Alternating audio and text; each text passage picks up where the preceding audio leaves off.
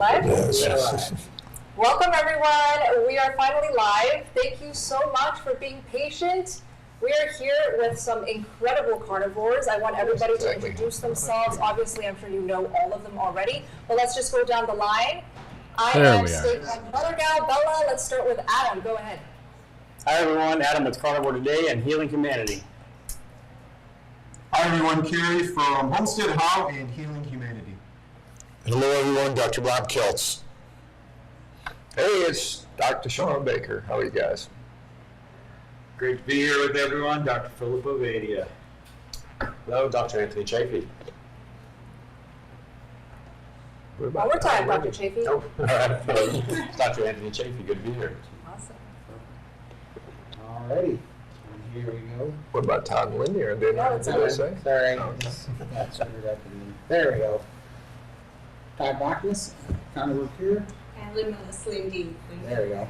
Thank you. Awesome. Okay. Smooth start. Yes. Let us know where you all are hopping on from. Put it in the live chat wherever you're connecting from. Fell off. That's a bad Thank sign. you. Okay, I see that the sound is not ideal. So maybe we can Alright. fix the sound. So, Michael, go ahead and text me and tell me what that sounds like right now. What does it sound like out there, Michael? Yeah. Let us know whose sound you would like to be louder because we're all mic'd up separately.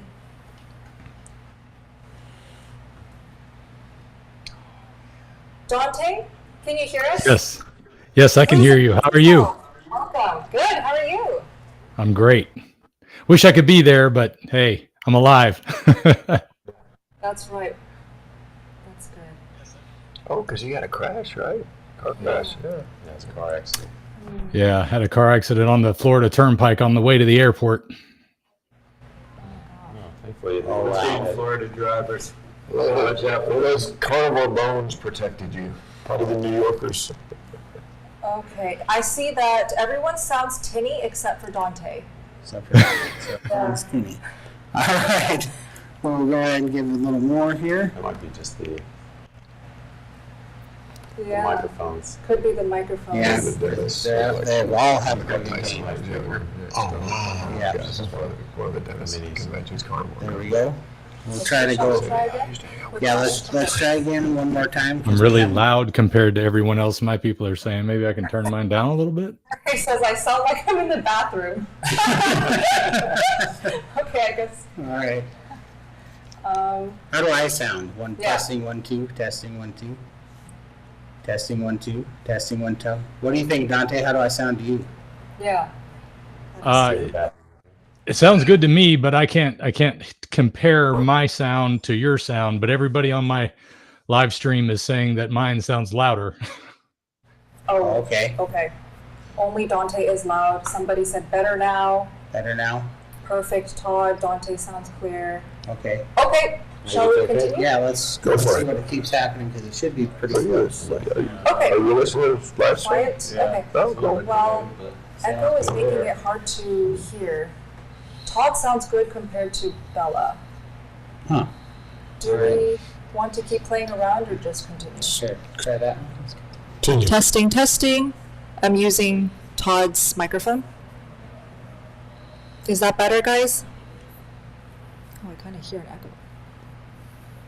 You have to wait like 10 minutes to get a type response, so. We can also just take turns, Yeah. and I can turn mine off. Yeah, why don't you Yeah? set that Okay, one? let's do that. Much better. Okay, thank you, guys. We're going to turn off this one. Go ahead. There Yeah. you go. All right. Maybe this one will. Okay, great feedback. Thank you. We are ready to go.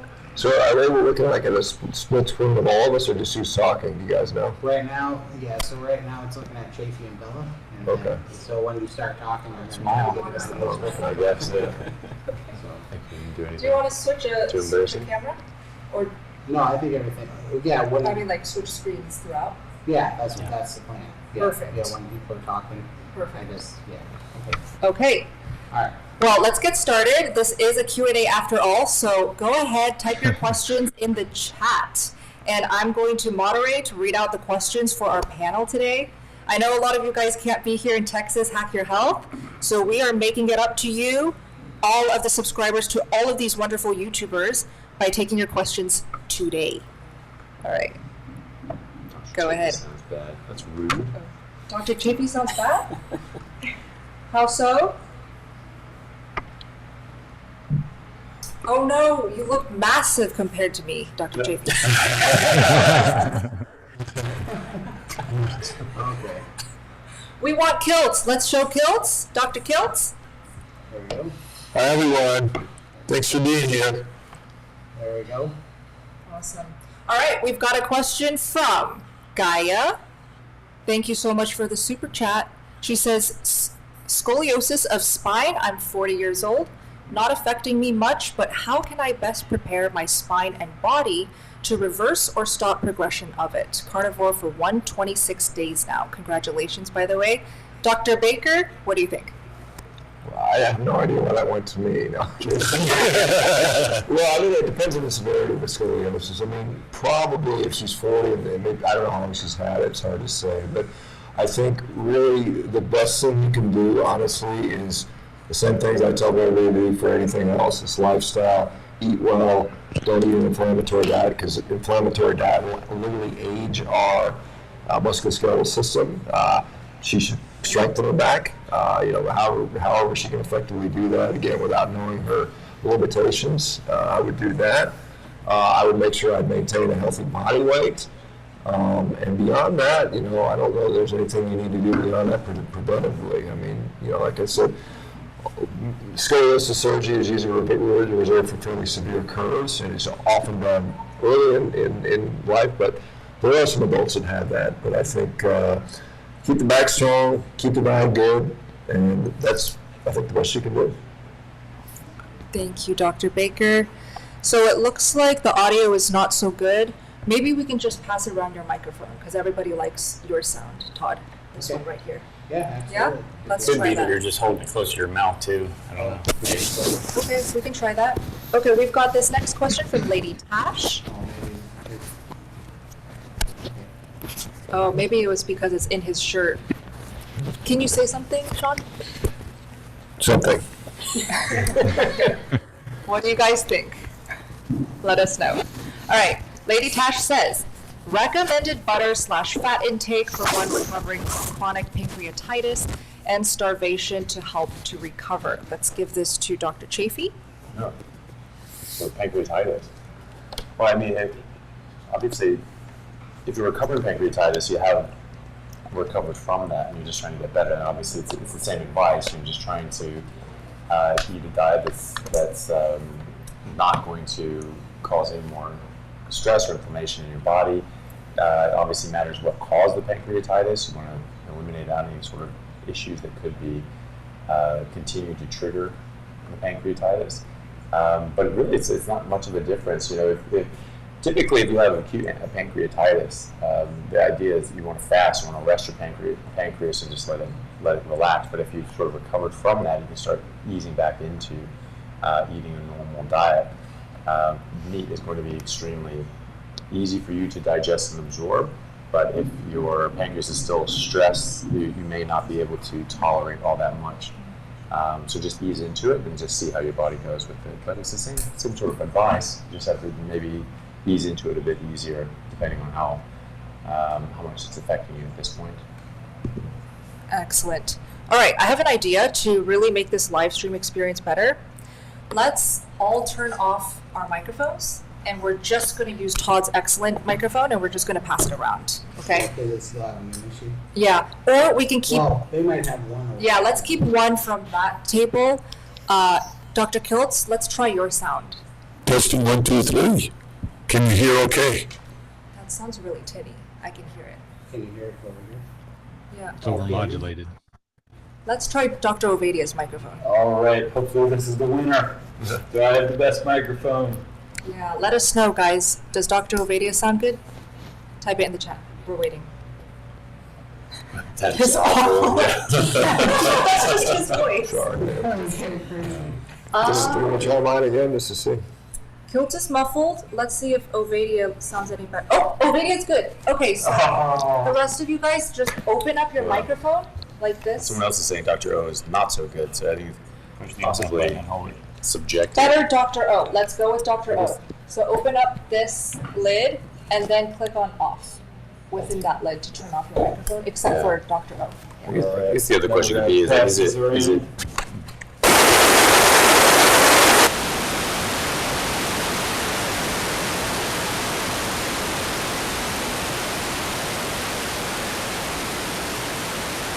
That's not right. There's no sound coming from them now.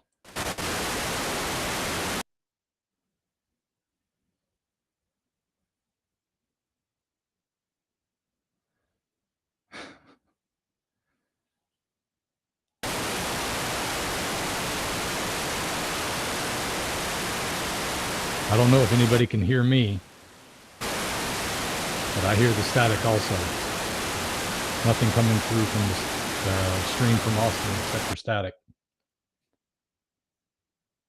Okay, they're saying the same thing for me.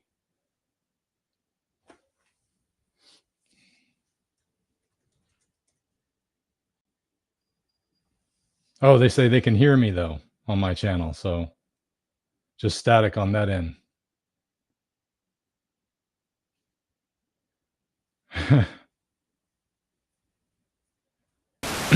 All right. Well, since I'm in charge right now until we get the sound figured out, I just thought I would say hello to everyone that I wanted to be in Austin and see, but I wasn't able to be there. So, but life has its ups and downs, and I'm just thankful to be alive after the accident we had. I mean, it could have been a whole lot worse. So, and carnivore way of eating, I think, is one of those things that prepares my body for dangers like that. I've talked about it before. The only reason I feel like I need to see a doctor for anything anymore is acute care. And doesn't mean I want to have any, but, thankfully we didn't have to have any.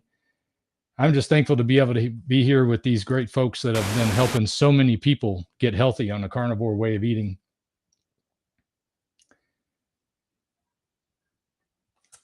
Let's see, we got some questions that came up in here. I'll see what I can do on my end to answer, or see if I can answer some of these questions while we're waiting on everyone to get in.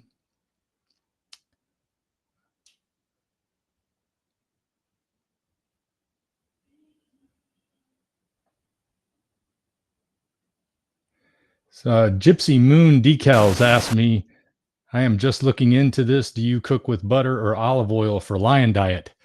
I don't use either myself. I don't think they're the worst thing in the world, but I think that when you're starting off, you want to avoid any oils of any kind, and even butter, until you find out if it's something that your body is going to work well with. I guess they give it 6 weeks. What I use is tallow, and there's different kinds of tallow out there. You can make your own tallow. It's very simple. If you take some beef fat, specifically suet is the best. That's the kidney fat from the cow, and then you can cook that until it renders down into a liquid, and then squeeze out all the pieces and pour it into a vat, and you've got something you can scoop out and put into your whatever you're cooking anytime you want. I do a lot of cooking in the air fryer also, so it doesn't really require any type of grease or anything like that to be able to be used. You don't need to use any oil or butter when you're cooking that way. I usually just add some tallow to my steak when I'm done eating. That's how I handle that. Let's see, there's a question here for Dr. Kiltz. I don't know if they can hear me in Austin. Oh, they can. Okay. But I can't hear Dr. Kiltz to give an answer back. So let's see. My vegan son-in-law has only 2% healthy sperm. Morphology issue. Have you seen vegans improve their sperm quality on carnivore? I'll let Dr. Kiltz answer that one because I haven't seen anything like that. Let's see here. Carnivore Moxie. My mother-in-law just got diagnosed with cancer. She's now ready to jump on the carnivore way of eating. Well, that's a good idea, because one of the things that feeds cancer is sugar. And on a carnivore way of eating, you're not going to be consuming any. And that's going to really help limit the food source for the cancer, and hopefully help with what the doctors are trying to do to deal with that, whatever they're, if they're using chemotherapy or anything else. It's definitely going to help if you're not giving the cancer what it needs to eat, what it needs to thrive. Cancer cells have a tremendous amount of receptors for glucose, and they eat it like crazy. Phil Gonzalez says, I am saving this live chat. Well, you know what? Maybe that's the reason I was here. I don't know. Maybe that's the reason I had to stay behind, but I'm glad to be able to do that. I'm glad to be able to help while we're getting this straightened out. I wouldn't be surprised if they have to restart the live stream to get everything working, whatever's going on. I'm not sure. Let's see here.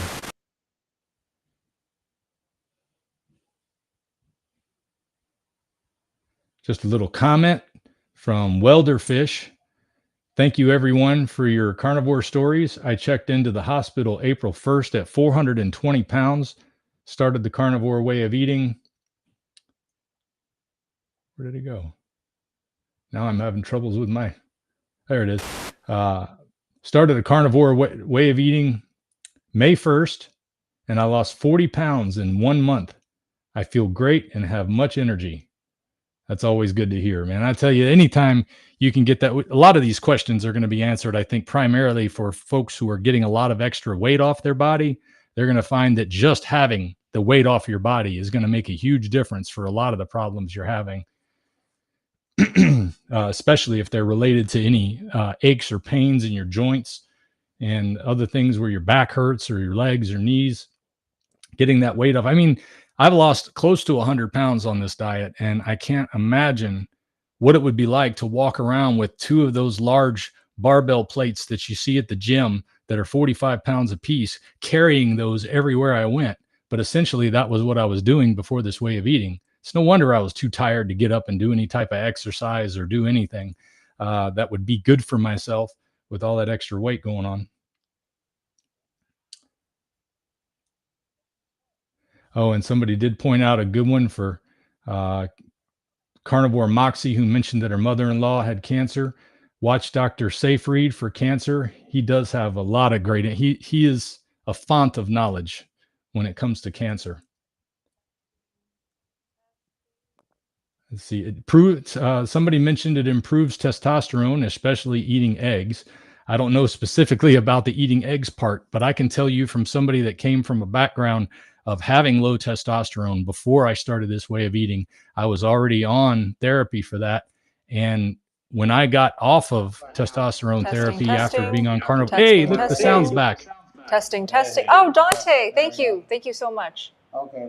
Wow. I'll finish that statement real quick if you don't mind. When I got off of testosterone, my numbers were actually about the same as they were 4 years after starting testosterone. And my doctors, all of them told me, your numbers are going to be way below what they were when you started because your body's just not used to producing its own testosterone. Well, 6 months after I quit taking testosterone, my numbers were the same.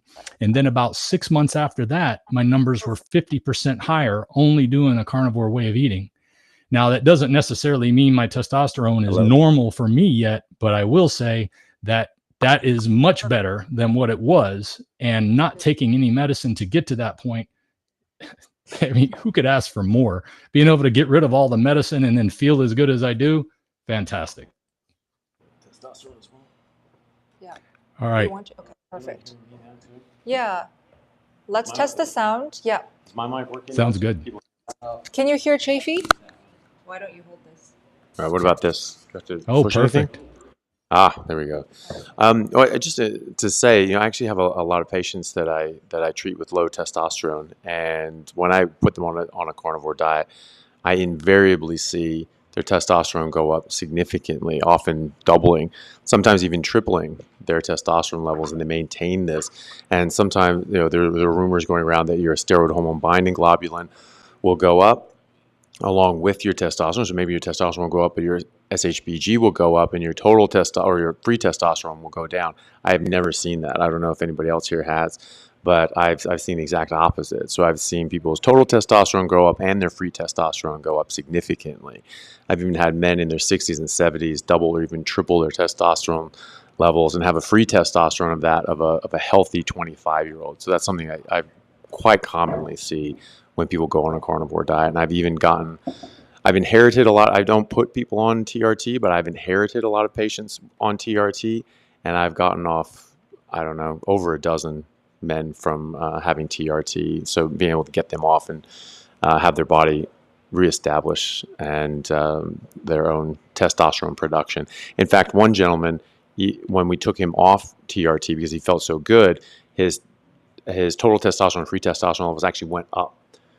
So it seems that it was holding him back somewhat, and then obviously his body rebounded and created even more after that. So that's something I almost invariably see, really. I mean, never say never, but so far in my experience, everyone's testosterone goes up. Can you, Dr. Chaffee, also mention something about what happens or what has happened over the years with testosterone numbers, how the normal level has moved down the scale over time so that what used to be normal for a man is now considered higher? Yeah, so the testosterone levels are certainly in America and elsewhere as well, but the numbers that I'm familiar with are in America, have steadily gone down decade after decade. In fact, there was a paper that came out in the early 2000s that looked at the average testosterone levels of men in their 60s in the 1970s, comparing that to men in their 20s in the early 2000s, and they found that the men in their 60s in the 1970s were, around double what men in their 20s were in the 2000s. And so the paper came out and said that you aren't half the man that your grandfather was because of this. And since then, testosterone levels on average have gone down even further. So this is something that's decade after decade is coming down further and further. And I think that it's quite clear that this is something environmental. This is not genetic. This is not something that is just a normal phenomenon. Obviously, something is influencing us. And I think a major component of that is going to be dietary. But obviously, there are going to be other influences as well. But either way, this is compounding this effect. And what we're ending up with is a weakened society with abnormal hormonal state in both men and women, which is obviously going to affect fertility rate, among many other things. People think that high testosterone levels causes rage, and maybe it can, but low testosterone levels causes quite a lot of agitation and anger. And so we'll see men that have low testosterone levels will be very edgy and angry. And then I speak to people that do correct testosterone. They actually say that once they do, their wives come in a couple of weeks later and say, "Oh, thank you for whatever you did to my husband. He's just so much nicer now. He's so much better." So this is something that can certainly affect us negatively, both in our health, but also in our psychological health, and get us to be more happy, stable adults.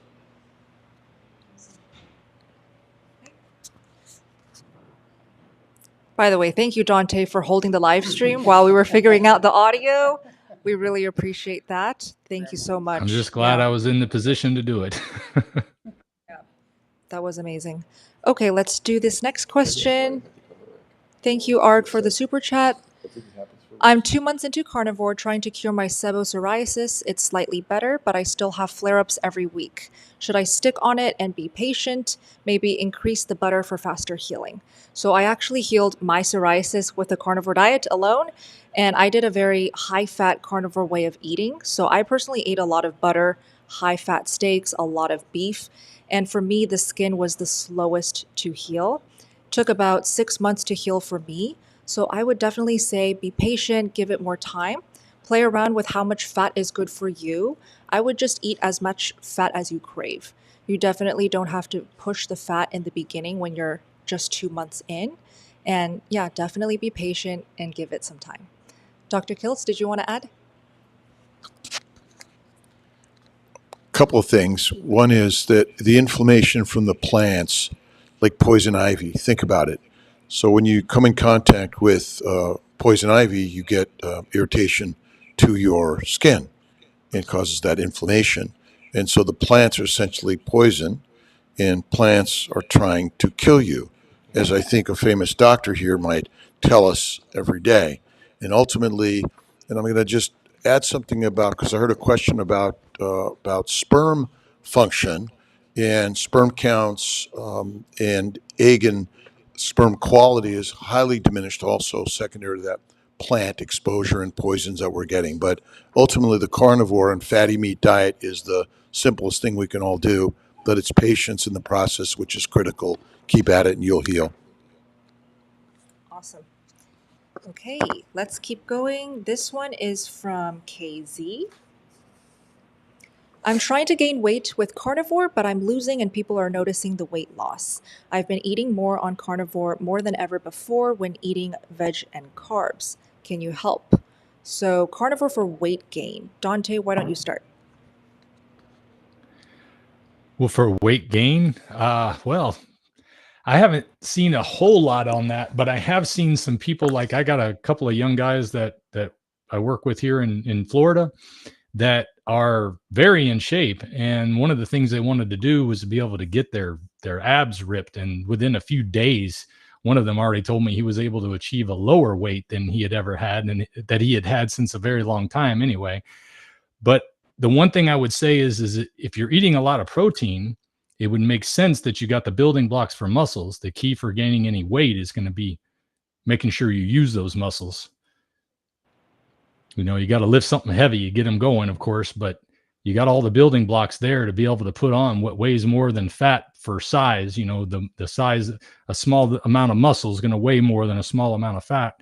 So it's going to gain you some weight going that way. But it also, I guess it would depend on if you're having any, you know what? That's about all I got to say about that particular question. Thanks, Dante. I would be guessing. Can I make a comment? Please. Well, we know that polar bears and many other animals gain weight by eating strictly carnivore.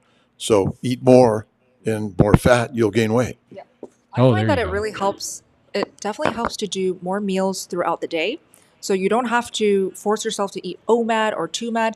Sometimes doing 4MAD or 5MAD and eating what's comfortable for you will really help with that weight gain.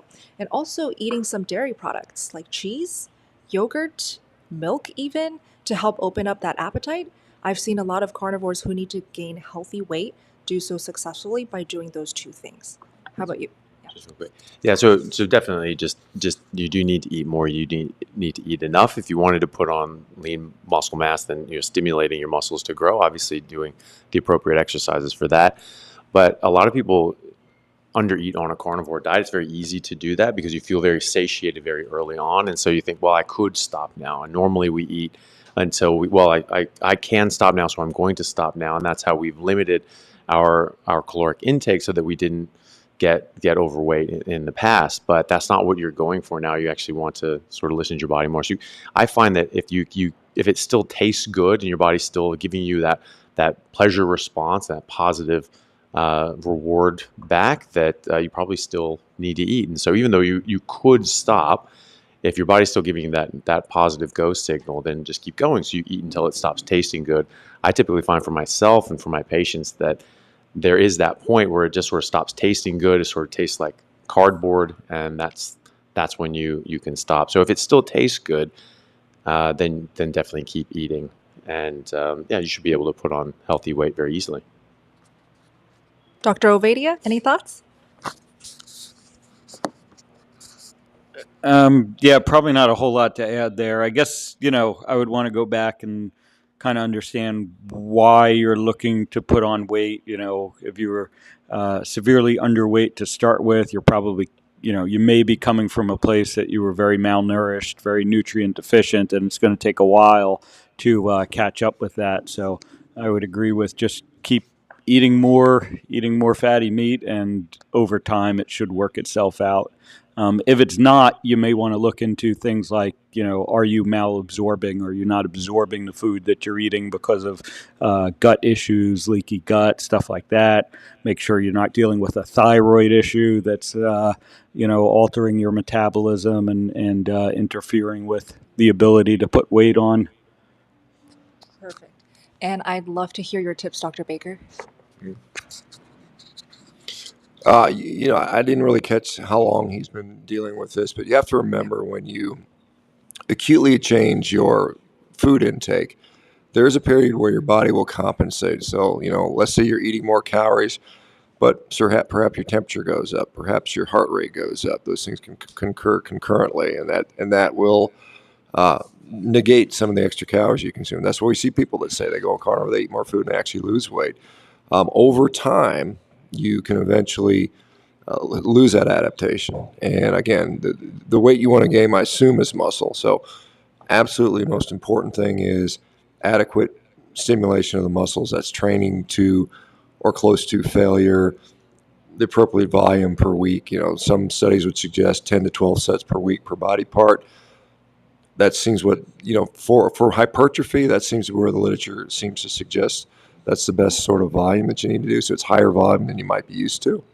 And again, you just got to sometimes you got to push it past the point of comfort, depending how rapidly you want to gain. But honestly, most of the data out shows a slight increase in food over the long term is going to give you the best bang for your buck. Otherwise, you're going to gain probably excess body fat eventually. And you can gain body fat even on meat and fat if you eat it, past what you really need to eat it. So that's just a lot of the basics. It's a lot of time. It takes a long time. It took me in the last 8 years on carnivore, I put on 10 pounds of muscle. That's slightly more than a pound a year. That's a lot of work that went into that. So it doesn't come quick. I will say that my fiance Max, also known as Steak and Butter Guy, he works out with Shawn a lot, but he also listens to all of Shawn's tips on how to gain muscle mass, how to eat, how often to eat. He has gained so much muscle mass. What you would say, yes? Yeah, he's gotten a lot bigger. Yeah. Absolutely, yeah. Definitely work. So work out, eat a lot of meat, and eat throughout the day. Okay, let's quickly do this one from Christine J. Do you only eat organic meats? And we can each answer this real quick. No. So I think that you eat just the meat that tastes good to you, that you have available to you, that you can afford, and makes you feel the best. So for me, that's beef. I do prefer grass-fed and finished beef, but I don't always have access to that. And I don't think that you have to break the bank. I think that this is going to be something that is going to be very healthy for you, even if it's not the best quality meat ever. It's still going to be a lot better than the alternatives. So, if whatever you have access to, go with that. Go ahead, Dante. Yeah, I eat both. I buy local when I can, and I always encourage people, if they can, to buy local, because our system with all the 4 major meat packers having such control of everything is a mess. And if you can support those local ranchers by buying their stuff locally, and it's grass fed and finished, that's even better for you. And of course, it's good for them, and it's going to alter this meat market. It'll alter the market for meat the way it is right now. Adding more people eating meat kind of drives the prices up, but at the same time, if we can get more people buying local, then these larger companies are going to have to adjust to what's going on. Now, when it comes to eating store-bought meat, most of my gains, in the sense of what I lost extra weight, was on store-bought meat. So I am not against getting store-bought meat. I do notice different qualities. Sometimes there's meat out there that's not USDA inspected here in the United States. And most of the time when I see that meat, it's very tough and leathery. So I avoid that. So I get the best store-bought meat that I can afford. And then I also supplement that with what I buy from my local rancher. So I'd say about 50% of the time I'm eating organically grass-fed, grass-finished beef. And it is a very different feel in your mouth. The cows have to be raised right. They have to be raised on good grass. I mean, they're not just left out there eating in a field where the cows are eating all the way down to the ground and they're not having any actual grass that they can pick up with their tongue. It makes a difference. It's good to know your rancher. But the bottom line is you don't have to eat grass-fed to get the benefits from this diet. It's just that we're all looking to optimize, and I try to add as much as I can for that purpose. Awesome. Which camera should I be looking at, by the way, Todd? Oh, right there. So if you This? right there. That one? Oh, got That it. one. Yeah, I agree with you, Dante. I try to support local farms. I buy from PCC. So I live in Washington. It's a local co-op. So I try to support local farms by buying meat there, but I also buy from Costco, Whole Foods, and I also buy from Manager's Specials to get that really great discount. So I do a mix of all types of meats. I really just like Costco and local beef farms that we use in Montana. Just grass-fed, grass-finished beef is our favorite. Oh, I forgot to put the camera on myself. Let's see. How about you? What do you guys use? I just buy for convenience. I go to the supermarket, just buy off the shelf. Occasionally we do order direct from the butcher, and I'll order like 2 weeks worth of meat at a time, and then just supplement with supermarket meat. So Let's go to Adam. Take one down, pass around. I actually prefer the grain finished beef. I've had grass finished beef occasionally, and I don't really prefer the taste of that. So I actually healed a traumatic brain injury from 6 years prior to starting the carnivore diet with grain finished beef. So I don't think there's actually anything wrong with that, but go with what you prefer.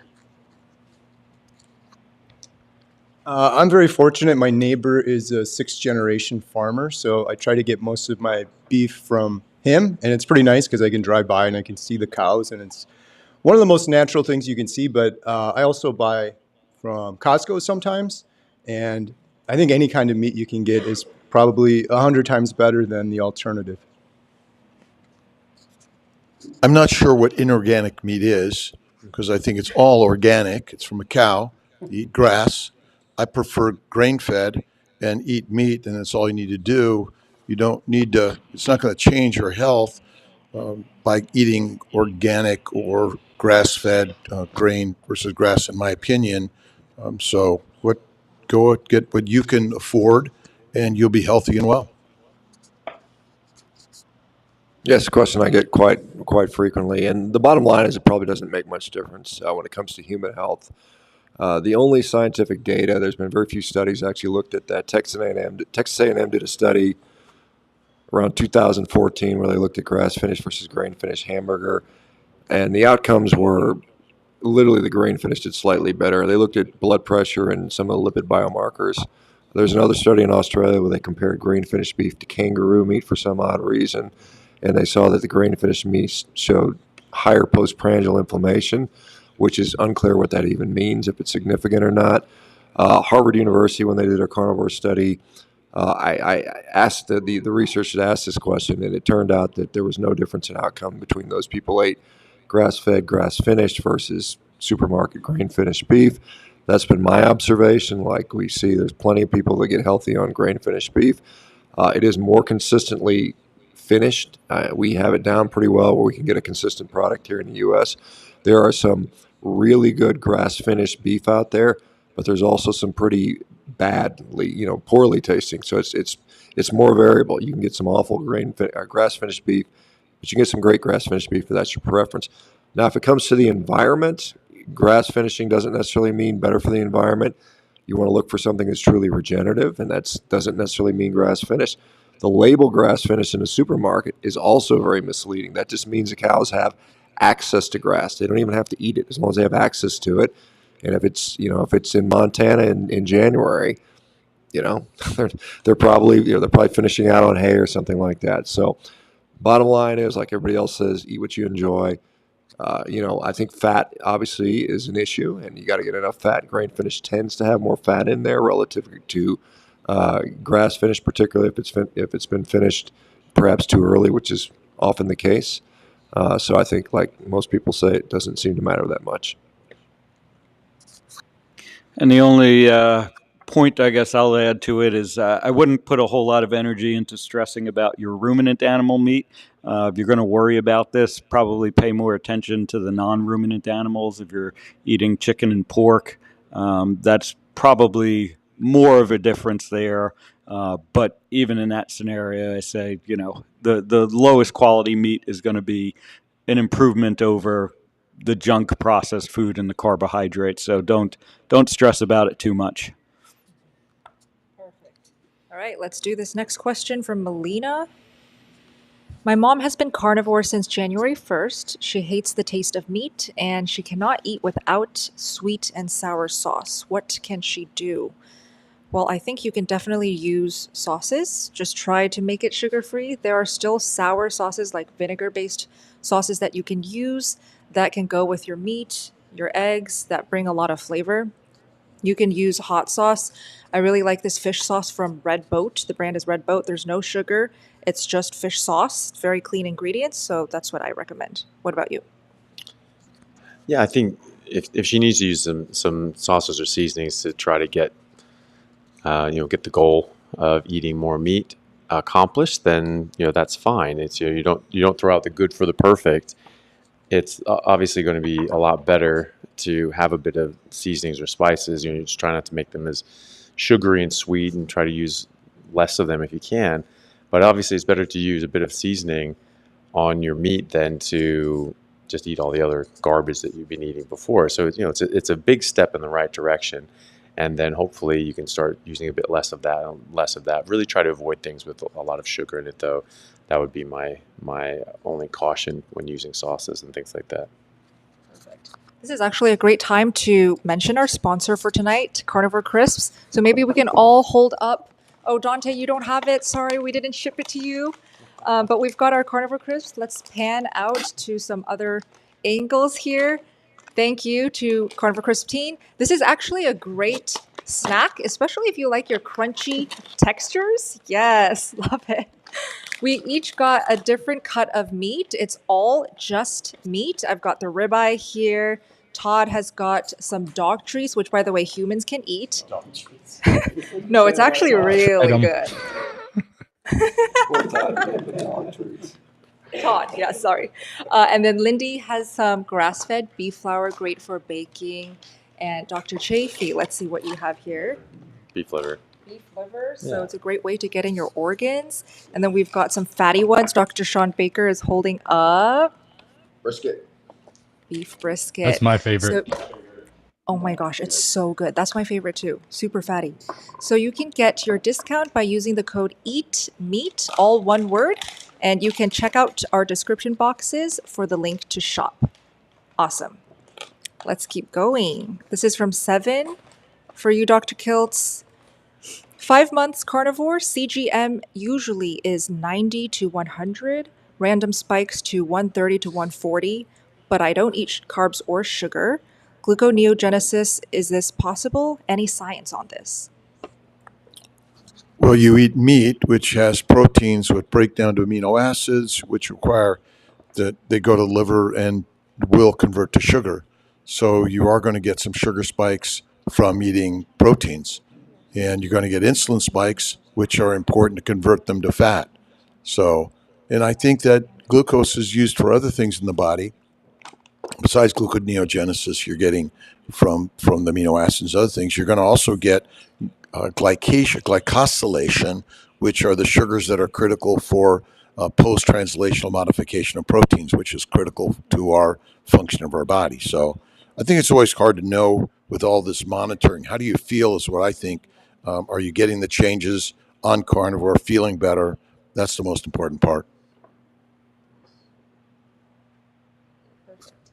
All right, let's do this one on Dr. Chaffee's channel. This is from Andrew. Let's show this up. Okay, he says, can there ever be a scenario where a statin should be used, such as heart attack, heart damage, atherosclerosis, CABG surgery, assuming person is on carnivore afterwards to heal? I think this would be a great one to hear from Dr. Ovadia. This is his forte. So, yeah, there might be situations, statins, like any other medication, ultimately we got to look at risk benefit. And there are scenarios where there is more benefit to taking statins, especially in what we call secondary prevention. So you've already had a heart attack, you've already had a stent, you've had bypass surgery. Ultimately, for me, the question comes down to looking at your cholesterol quality as opposed to your cholesterol quantity. And if you continue to have poor quality cholesterol, which sometimes, which is going to mean a lot of small dense particles, a lot of VLDL. And I do see some people, doing carnivore that persists for a while.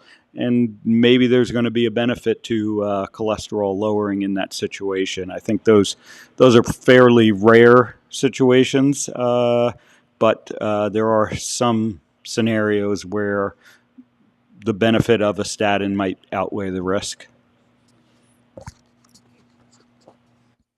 All right, we have another super chat. We will prioritize the super chats just because we've got about 4,000 people watching right now.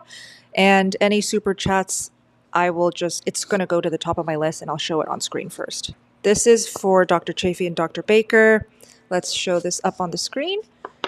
Dr. Chaffee and Dr. Baker are my inspirations for being carnivore. Oh. Any words, Dr. Baker? Oh, there's no question. No, okay, well, I'm sorry. You need better inspirations. No, okay. No, I mean just keep up the good work, and I tell you, every day for me is a struggle. It's not easy. You just got to keep doing it. Don't worry. Like I said, if you wait for motivation, you're never going to get it done. It's just I tell people to adopt the mindset of who you want to be. Your body won't go unless your mind goes there first. And so if you start just sort of demanding of yourself that you want to be something better, then believe it. And then your body and the rest of you will follow. So it's like I said, even though it maybe seems like it's easy for me, it's not. It's always a struggle. It's always a chance. But that's the nice thing about life. If life were always easy, it would be boring. And the struggle is what makes the success so much better. There'd be no happiness without sadness because it's all relative, right? So anyway, hopefully it's helpful. And Dr. Chaffee, any words of encouragement for everyone? Well, it was just very, very nice of you to say that, and I'm very glad that that our videos could help you and help inspire you to get healthy and get on a better track that can keep you healthy and happy for longer. So I really enjoy doing this. I've always liked meat. I've always hated vegetables, so this worked very well for me. But it's just nice to see how well people are doing with this and how many things that they're able to reverse and heal. It's actually pretty miraculous, when you see people in the clinic setting and they're having all these different sorts of very serious issues, and they do very simple but not always easy dietary changes, and you see absolutely miraculous recoveries in people that were heretofore believed to be incurable, irreversible. You can only mitigate the symptoms with very heavy and expensive, potentially medications. So it's just really nice to see more and more people trying this and coming out and having such great results. So thank you very much for giving it a try and for saying such nice things. Really happy that we could help. I think was that a fan? I think for the next fundraiser they want Chaffee and Baker to arm wrestle. Yes. I think that would be fair. If you guys want to see that, comment yes or no in the live chat. We'll vote. Oh, Dante has his hand up. Me too. Yeah. We already know the conclusion here. What is that? He's going to kick my ass.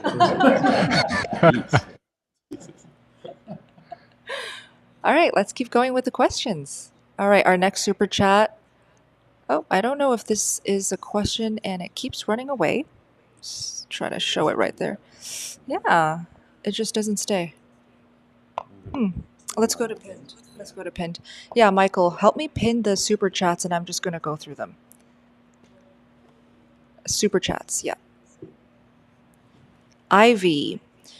I remember someone saying that nose dripping after eating was a sign of some problem. For me, that was histamine intolerance.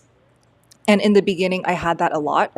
So when I ate anything aged, like cured meats, which is aged, cheeses that are aged, I would always get a runny nose, snot in my nose, congestion in my nose, and Dr. Chaffee can explain the science. Oh. No, well, the thing is, I've noticed I get a runny nose sometimes after eating certain things, but I've broken my nose so many times in rugby. I just always have a bit of a sniffle, so it never really, never really triggered anything for me. But sometimes I do notice that with the histamine sort of things. It doesn't really matter whether it's histamines or something else that's causing a reaction. What matters is you're having a bit of a reaction, and if that's enough of a reaction that it's affecting you negatively and you don't like it, then just try to avoid those sorts of meats that trigger that reaction. That's really all there is to it. Whether it's histamines or something else, it doesn't really matter. And so if you're eating certain meats and you feel great, then just eat those. And if you're eating others that make you feel a bit sniffly or whatever, and you don't like that, then just avoid those. It doesn't really matter what's causing it. This question is for you, Dr. Baker. I was fortunate to meet Shawn last year. I'll be there tomorrow at Hack Your Health, and I look forward to meeting all of you. Inspirations. Yay. That's it. Oh, that's not okay. Well, come up, shake my hand. I'm happy to talk. Sure, absolutely. That's why I'm here. That's what I'm here for. We're going to be speaking at 1 p.m. tomorrow, Sunday, and you will be able to see Dr. Baker, Dr. Kiltz, Dr. Chaffee, me, Emily Harvo, and Raymond Nazon. So hope to see you all there. Next super chat. I'm postmenopausal. Which are the best blood tests to do, and what levels should I be looking for? I have sleep and some other issues. A friend keeps telling me my hormones are probably out of whack. Dr. Kiltz? Well, if you're postmenopausal, that means you're in menopause, and that means your ovaries are not making estrogen or progesterone any longer. And so they should be low, and you'd also find a high FSH, which is the hormone from the pituitary gland that directly stimulates the ovaries, trying to get it to make the reproductive hormones. But certainly a lot of the symptoms from menopause, hot flashes, are thermogenic inflammatory reactions, I believe. And by going carnivore, you'll significantly improve that and heal. And fatty meat, butter, well, those are things that I think are very important. I also believe that fasting, cold water therapy, red light therapy, get out and walk, do some weightlifting, and get out in sunlight. That's also real important. What you have, obviously you've got some adrenal gland that's looking to produce some of those hormones. And I think there's studies in postmenopausal women looking at higher fat diets, which do show at least an elevation in estrogen. Correct me if I'm wrong, Rob, on that. Well, you're still going to have a low estrogen level on the postmenopausal, because it's the ovaries that really contribute. You're going to get some testosterone coming from the adrenals more than anything, but I haven't seen any that's significant. Most patients that are menopause, you look at their estradiol levels, their progesterone levels, they're all single digits. Yeah. Okay, our next super chat from Mary.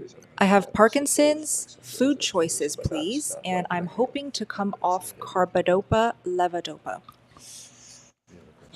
Well, you shouldn't come off any medications unless it's appropriate to. So do work closely with your neurologist. Not everybody can come off their medications. There are many people coming off many medications. Everybody can come off every medication. That's very important to not drop those unless it's appropriate to, with the help of your doctor. As far as the best things to eat, it would be the same things. It would be the high fat meats, high quality meats with very good fat content, DHA, EPA content, and very low inflammatory foods. Things that aren't going to cause any sort of neuroinflammation. Get rid of omega 6s, linoleic acid, all different plant toxins, all these sorts of things. So doing a high fat carnivore diet, and just see how your body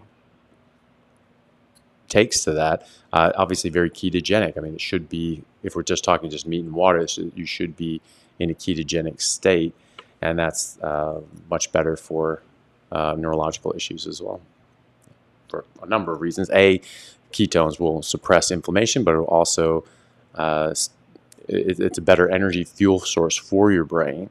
2/3 of your brain, such as the cortex, primarily runs on ketones, and so now you're providing adequate energy source for your brain, and they can reconstitute into fatty acids in the blood, in the brain, and be used to heal the physical structures of the brain as well. So there are studies looking at ketogenic diets helping with Parkinson's disease. How much this can help will be very much individual, and so don't come off your levodopa unless it's appropriate to you. My father has been able to come off levodopa, and he has Parkinson's. He was diagnosed with Parkinson's about 7 years ago. He was on levodopa for a few years, and he has subsequently come off of that. Not everybody can do that, and he was on it for years before he was able to come off of it as well, and he was doing carnivore for several years. So just be very mindful of that. It's I do get worried when people talk about coming off medications, just because some people do jump the gun and they say, oh, I've been carnivore for 2 weeks and I came off all my diabetes medication, but my blood sugar is 180. It's like, well, then you probably shouldn't have come off your diabetes medication. So only do this when it's appropriate, and do it with the help of your doctor. Thank you, Dr. Chaffee. Kerry, go ahead. If you want to get inspired regarding Parkinson's, we interviewed a woman for our documentary. She had Parkinson's and she overcame it with carnivore. And she did carnivore, and then she got stricter and did the lion diet. And one of the things we learned from her was she has all sorts of interesting cuts of meat, like beef shank and things we've never tried before. But she has an incredible story, and she was able to get off her medication with the help of her doctor eventually. Her name is Mimi Morgan. Awesome. Thank you, Kerry. Let's keep going. This is our next super chat from Saltsy Sarah. What advice do you have for someone new to carnivore that has meat aversion? Meat never sounds and never tastes good. Let's just all give our best quick tip for meat aversion. Sometimes if you're, what I always feel is that if your body's telling you not to eat meat, it's probably telling you just not to eat in general. You don't have to eat garbage just because you don't want to eat meat. I've experienced meat aversion where my body, even though I've been working out and lifting weights and playing rugby, everything in me was telling me, don't eat a steak. That sounds awful. I was like, well, that doesn't make any sense. I love steak. It's my favorite thing. And it just said, no, don't do it. And I cooked it anyway, and I tried to eat it, and it just really didn't taste good. And so I just stopped. I just listened to my body, and I didn't think like, well, I need to go eat something, so I'll go eat a bag of potato chips. I just didn't eat anything, and I was very nervous about that at first. And the next day, I felt great, and the aversion was gone, and steak tasted great again. So I think that given a reasonable amount of time, if your body's telling you to do that, maybe it's telling you to fast. And just like we have like a flu or something like that, and you just sort of lose your appetite. It could be something that your body's telling you to just avoid eating. But I wouldn't think that you'd still want to eat garbage just because you're not eating meat. Go ahead, Dante. It may also depend on how you're cooking it. I know a lot of people go to YouTube to look for ideas on how to cook their steak, and many of the channels that I see talking about cooking steak talk about marinades, and they talk about putting a whole bunch of things in there that are not the meat. Before I started a carnivore way of eating, every time I would eat a steak, if it was done with a marinade or it had a whole bunch of other vegetable stuff in it, I always thought, this tastes awful. I like eating meat, but this doesn't taste good. And the people who were giving it to me were trying to tell me how everybody loves their marinade and how great it was. When I went to only cooking with salt, that was the first time where I was like, man, this tastes fantastic. So it could be a big part of how you're cooking it. Makes a big difference. Oh, go ahead. Yeah, you could just be a bad cook. That's something to consider. Or you could just not cook at all and eat it raw. Yes. Yeah.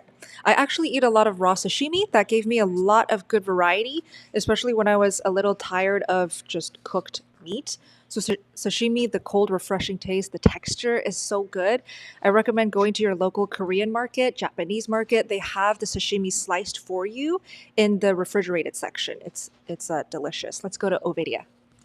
Yeah, just I would say take advantage of the large variety of animal protein sources that we have on this planet. All the different ruminants, non-ruminants, seafood, and different preparations, and go to one of the carnivore cookbooks or carnivore cooking channels. You can get lots of great ideas to get some variety, and you'll probably overcome it with time.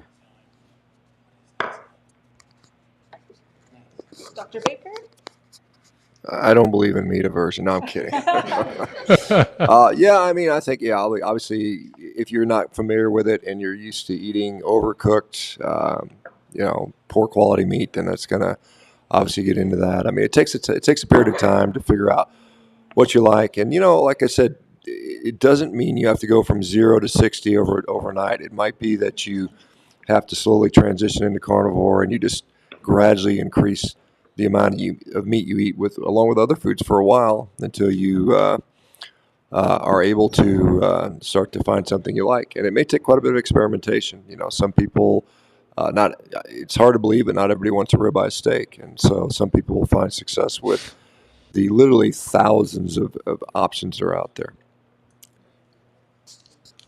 Repeat after me. I love meat. I love meat. And lions that don't eat meat become meat. But it takes time to figure out where you want to go in the meat world. But as Dr. Ovadia said, there are many, many choices out there. I love tartare. Raw is the best. Put an egg on it. Amazing. Just the yolk and a little bit of salt. Perfect. But I love meat. I love meat. I love meat. My wife had a meat aversion. She just hit 70 days on carnivore after falling off the first time because of a meat aversion. And what worked for her is Dr. Ovadia's advice. She tried different cuts of meat. She seems to do just fine with ground beef or burger patties or slow-cooked meat, but she's not quite ready for steaks yet. My sister did the same thing. She just hit 1 year on carnivore. It took her a couple months, and then one day she called me, and she's like, all of a sudden, I just have this craving for fatty ribeye. So eventually it does come around. I love Dr. Kiltz and meat. So this is all great advice that we've heard so far. And I can speak from my experience where meat aversion happened for me when I had to lose weight, actually. And once I actually, got down to my target weight or close to it, I didn't really have any sort of meat aversion anymore. So I love meat. Every time I get meat aversion, well, I don't anymore because I fast. I eat for 7 days and then I fast for 7 days, and fasting for 7 days makes me really love meat. So I think fasting is ultimate. Yeah, fasting is the ultimate cure for being picky. So that's what I find works the best for me. Yeah, I often get steak aversion, so I like to slow cook my meat. So I roast it first and throw it in the slow cooker, throw in lots of water and make it really soupy. And it's just that texture difference it's a big difference. Okay, our next super chat is from All Freedom for Dr. Kiltz. Are there any baby formulas that do not contain oil? Mother's breast milk. That's really it. And you can actually get donated breast milk. And that's what you should be looking at, because the baby formulas are not the way to go, in my opinion. There may be some out there. I have not seen them yet, but I would try to find donated breast milk if you can't make it on your own.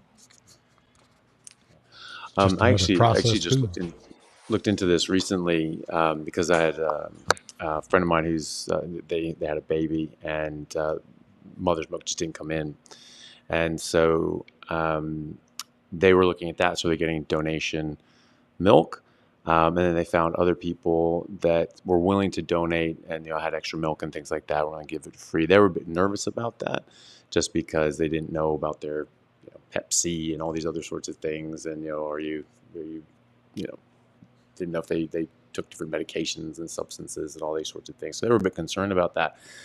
We looked long and hard. We really couldn't find any formulas that didn't have seed oils, certainly not in America. I think there's some sort of law that says they have to put these stupid things in there to get this certain requisite amounts of omega-6s, and they want the linoleic acid, apparently, not arachidonic acid, which is the animal source omega-6. So not in America. We looked in Australia. We looked in New Zealand. We found some goat's milk-based formulas, but they all had like palm oil and things like that in it as well. So you can find ones that are better. They're typically outside of the U.S., But no, I haven't found any that don't have them. So it might be something for the entrepreneurs out there to think about making something like that a better option, because there are people looking for it. But I agree with Dr. Kiltz that you can actually often find people that are willing to donate milk, and you obviously want to have a good idea of what the mother's eating, and if they're on medications and all these sorts of things, and if there's any sort of communicable illnesses that they can translate through the breast milk. But yeah, it's difficult. Let me just add one thing to that, and certainly I agree with breast milk is clearly best. Interestingly, this is an aside, but it's an interesting study. There was a study out there looking at babies fed breast milk versus formula, and they found that the babies that had breast milk actually saw their total cholesterol go up significantly more than the baby formula by 13 weeks, which is kind of interesting that breast milk causes cholesterol to go up, which kind of makes you wonder, is breast milk bad for us, which clearly it's not. There is, on the Weston A. Price Foundation, does have a homemade formula using goat's milk to substitute for that. So again, goat's milk is probably the best non-human milk, I think, that's out there. I'm not a specialist in it, but that formula does exist, and they have a way to make that. So that might be of interest. TPN, or looking at lipids, which if you look at the fish oil lipids, which contains egg proteins and fish oil, might be something to look at. I haven't heard of anyone using it for that, but something interesting. Okay, this is from David. Thank you for your second super chat. I'm sorry, guys. We are now over 4,000 people watching the live stream, and we all want to say thank you so much for taking the time to be with us. We really mean it. I know each and every one of these carnivores here, they appreciate your support every single day. I know I do. So all of the super chats are literally in line in front of my screen. I'm just going through each one, and we're trying to do our best answering all of your questions. So thank you so much for being patient. Okay, David. Bride started Carnivore in March. Oh, congrats. LDL was 130, 2 months later, 220. Told not to panic, but it's hard not to when traditional doctors are. Note, she was malnourished and underweight to start. Thoughts, Dr. Ovadia? So again, like I said earlier, lipid quality, not lipid quantity. Someone like this, if we have reason to be concerned, you can get an advanced lipid panel. You can look at particle sizes. Depending on age, you might want to get a coronary artery calcium scan. But ultimately, if everything else is getting better and she's feeling better and her overall health seems to be improving, I wouldn't be getting hung up on one particular number on a blood panel. Yeah, I'll just add, you mentioned she was sounded like quite thin and malnourished. According to Adrian Sotomoto's meta-analysis of 41 RCTs, looking at what drives up LDL cholesterol in a low-carb setting, low BMI is the most common thing to do that. So BMI below 25 was associated with significant increases in LDL cholesterol. Class 2 obesity or BMI above 35 often associated with reduced LDL cholesterol. And again, it's like Phil says, it's conditional. I think it's a dependent variable. So it's something you shouldn't ignore, but you should get more information. And I think that's probably the most, based on what we know now, that's probably the most prudent advice. Anyone want to contribute? Or we're good? Okay, let's keep going. Okay, oops, let's do Ricky. This is next, showing on screen now. Is carnivore safe for those with CKD? Yeah, absolutely. So one of the main reasons people worry about carnivore diet with kidney issues, they think that higher protein intake will damage the kidneys, but it does not. There's actually quite a decent amount of literature on this showing that higher protein consumption actually improves kidney function.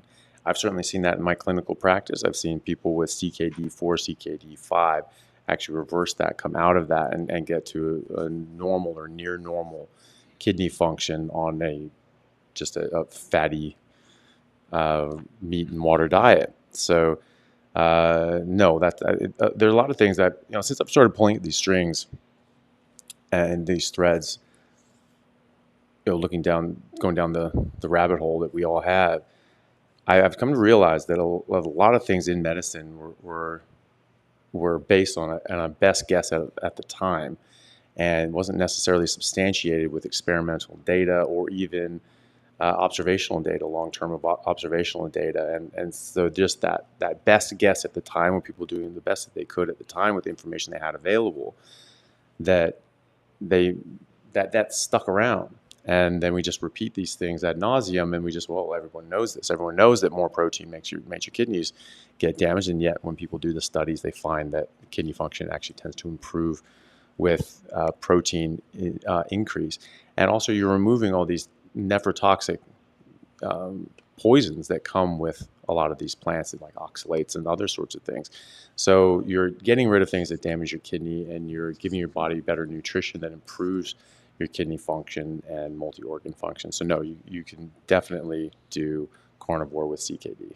Yeah, let me just add to this. So some of the original thoughts around kidney disease and protein came from something called the Brenner hypothesis. Dr. Brenner in the 80s did a lot of studies on rats, and found that they indeed, on a high protein diet, saw a lot of issues with their kidney, with their glomerulus. That subsequently is never really proven in humans.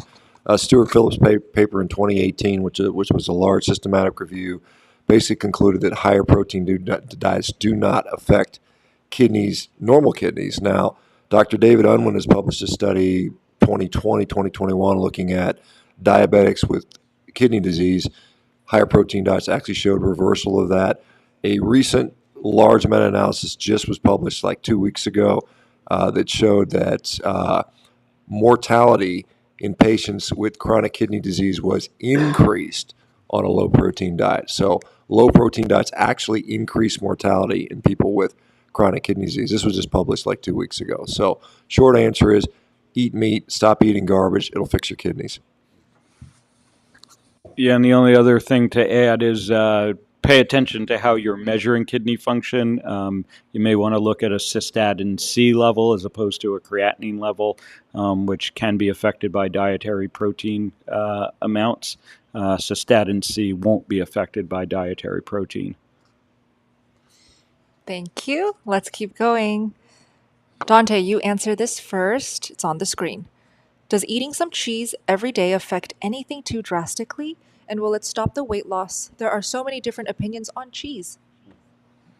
Well, it seems to be different for each person and their ability to process dairy in general, even cheese once it's been fermented. I've tried hard cheeses in my way of eating, and it does tend to stop my weight loss. And it also can cause problems going to the bathroom for me. Now, I know a lot of carnivores who do fantastic eating cheese. So it really it depends on the person, is my experience on that. I'd love to add that raw cheese versus pasteurized cheese really makes a difference. I've experimented with unpasteurized, which is raw, and then eating pasteurized. So raw, unpasteurized is just easier to digest.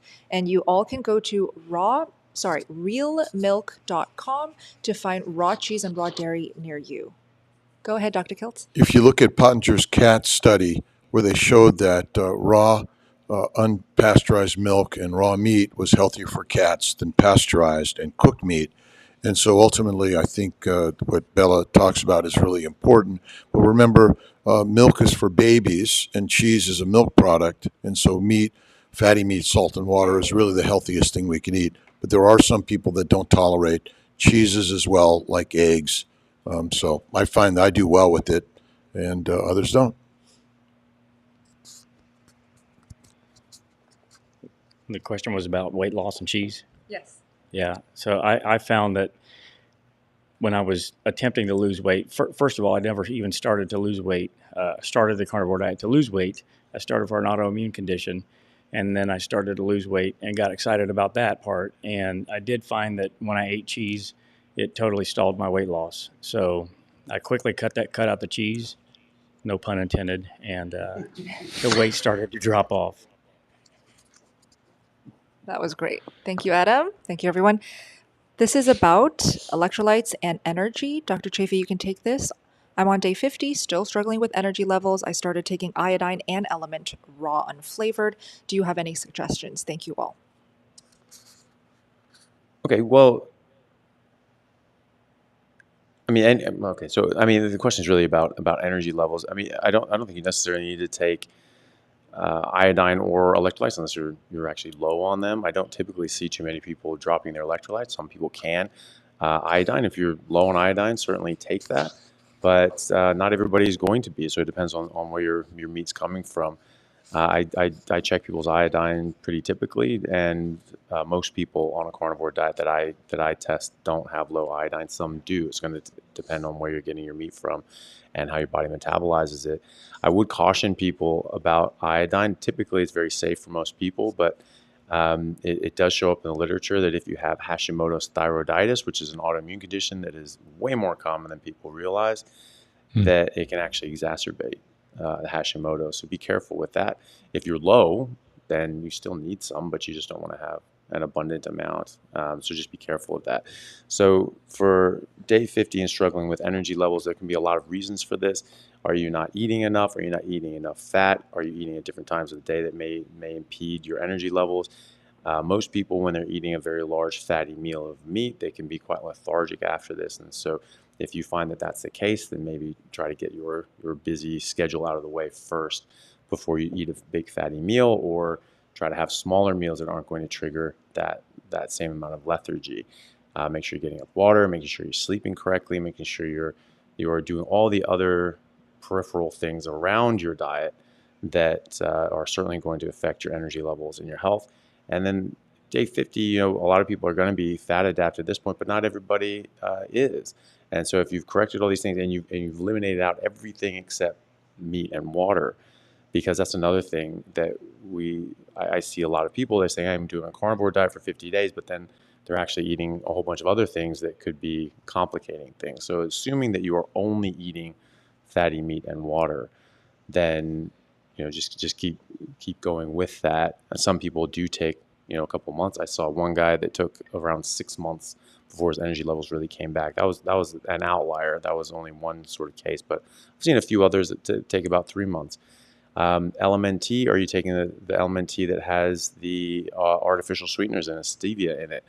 That could potentially, some people could, I've seen this in the literature both ways, and I've seen this in patients both ways with CGMs, that sometimes it affects their blood sugar, sometimes it doesn't.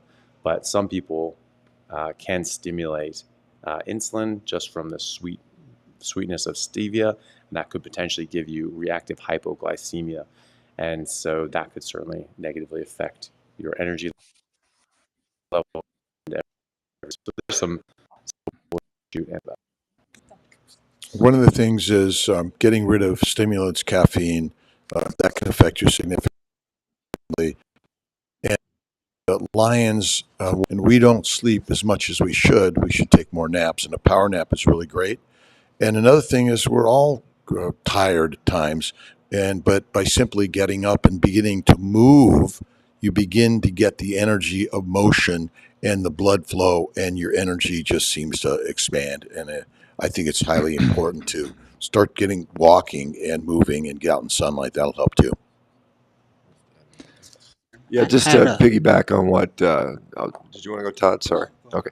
Just to piggyback on what Dr. Chaffee was saying, there's some evidence that if you, for the average size person, exceeds about 75 grams of protein in a meal, you will see a rise in glucose, often basically through glucagon stimulation. So glucagon will cause the liver to break down glycogen, and you'll see a rise in blood glucose. So if you're eating a big bolus of protein, you might actually get a relatively early rise in glucose, which then may be subsequently followed by a period of fatigue. So that's just something to keep in mind, the size of your meal. So just kind of play with that and see if I eat too much at one time, how does my fatigue sort of, how does it affected by that?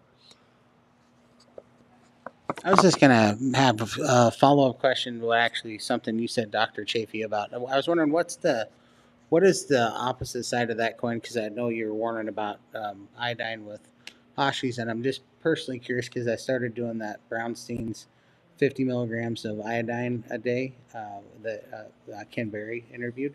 And that has been the closest thing to a miracle that I've ever seen happen for me.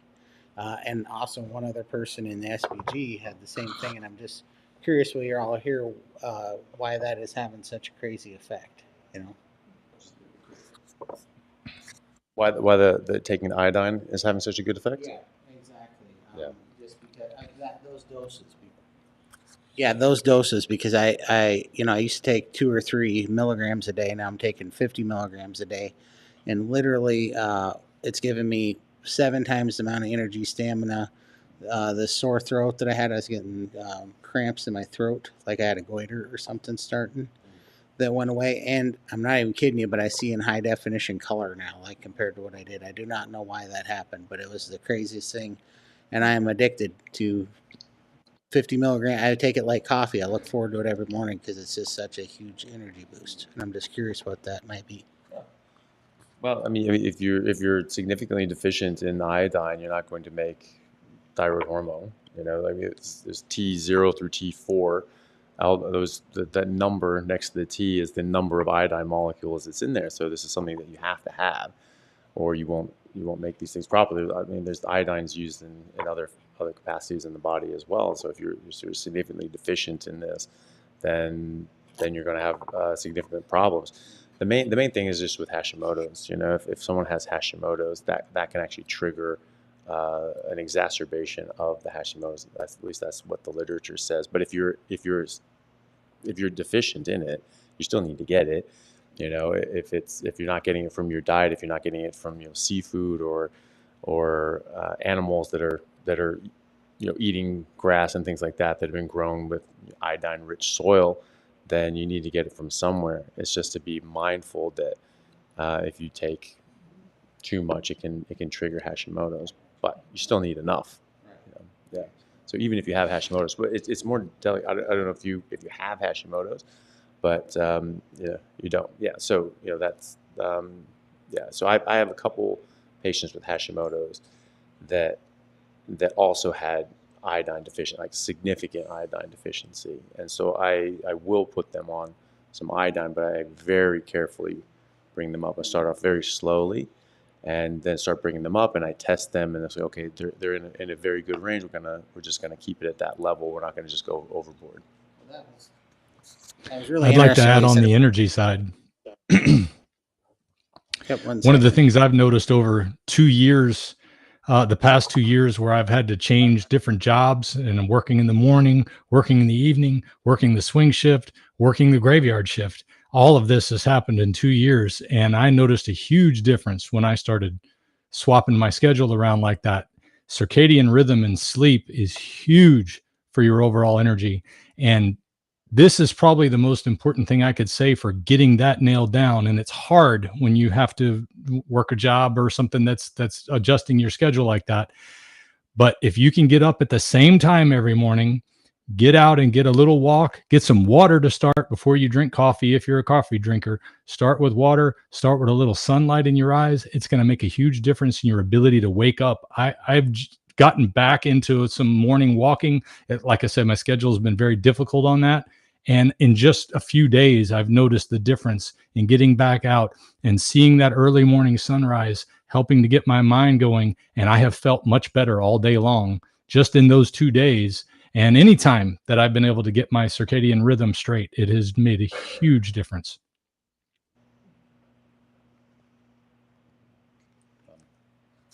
Keep going. Okay.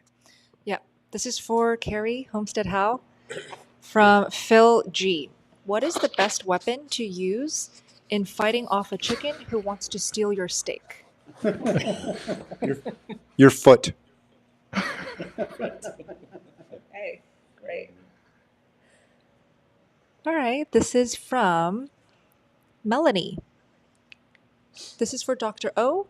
My 67-year-old father just had heart surgery. Is there any risk for him to start a carnivore diet while he is healing? No, there isn't any risk, and my experience has been that it can help with the healing process. Protein is certainly essential. After heart surgery, we're trying to heal usually a bone that we've cut, the sternum. You're trying to heal your skin. Protein, high protein is going to help with that. And presumably, if he needed heart surgery, he was probably insulin resistant. And the sooner you start correcting that, the better the recovery period is going to be.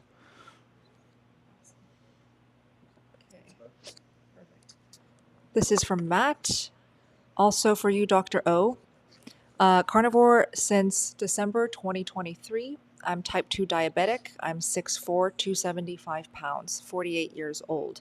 I am now down 25 pounds.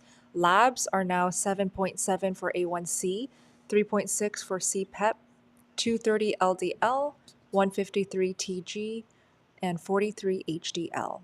May 24th labs are now 6.91 A1C, 3.4 CPEP, 203 LDL, 82 TG, 49 HDL, fasting insulin 21.8, no meds since January 2024.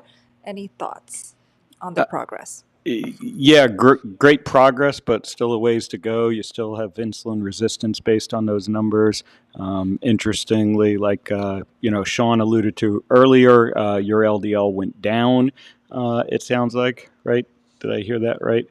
But that would not be unexpected with a high BMI to start with. So keep doing what you're doing, but you still got some insulin resistance to overcome. And it can take a while. If you've been insulin resistant for many years or decades, it's not going to correct overnight.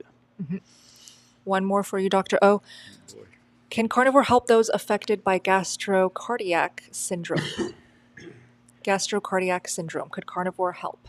Gastrocardiac syndrome. So I think you're probably talking about... it's also called Room-Held syndrome. Do you know how to pronounce that? Room-Held, I don't know. I haven't seen that one.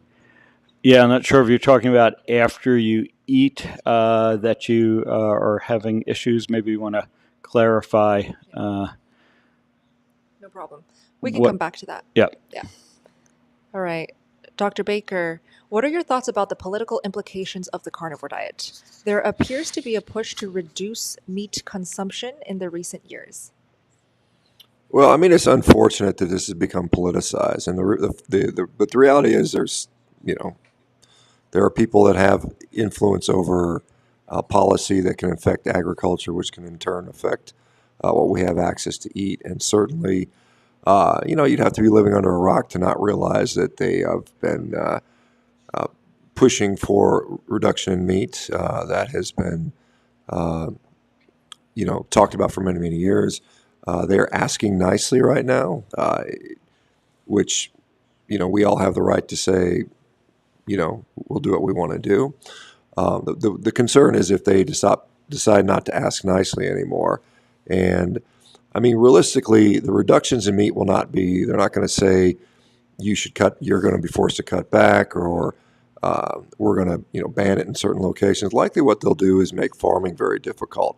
And really where we're going to see this is in the ranchers. They're going to be put under intense pressure. A lot of small ranchers will go out of business, so the food will be further centralized. So it is a concern. And, like I said, if you're concerned about your health and the future of your family's health and down the road, we all have to make it part of our mission. And so support your local ranchers. Let your local politicians, and you're going to have more success. You're not going to write a letter to the president of the United States and expect him to read it. But what you can do is let your local people know about it. And the other thing you can do, most importantly, is you get a vote every day when you decide what you eat, what you buy at the store. And if you decide to support companies that continue to feed you garbage, you just give them more power. That's essentially a vote for those people. So you got to vote with your pocketbook. You've got to let your wishes be known, and you have to stand strong, and you have to influence those around you. And like I said, this is something that is a real issue, and we're all in this fight. It's literally a war we're in. Anyone else want to? Yeah. Many of the great thinkers throughout history have talked about limiting meat to the masses as a means of control, from Machiavelli to Plato. So, it doesn't surprise me at all when you hear people in the World Economic Forum talking about wanting you to eat crickets and bugs and all these other things, wanting you to, Bill Gates wanting you to eat digitally printed vegetable food or something. Well, I don't know what they're doing, but whatever they're doing, it has very little to do with your health and a lot more to do with having control over people. Absolutely. And I think about that a lot lately too. I think what you said was awesome, Shawn, because my mom's got Parkinson's and she's back eating bad food, and I'm watching her kill herself. And I literally go in the kitchen. There's, donuts in there and all this crap that I've watched her get so sick on, and it just makes me so mad when I see that food. I'm like, I wouldn't eat that for anything in the world anymore, because it's like we're funding the war on ourselves.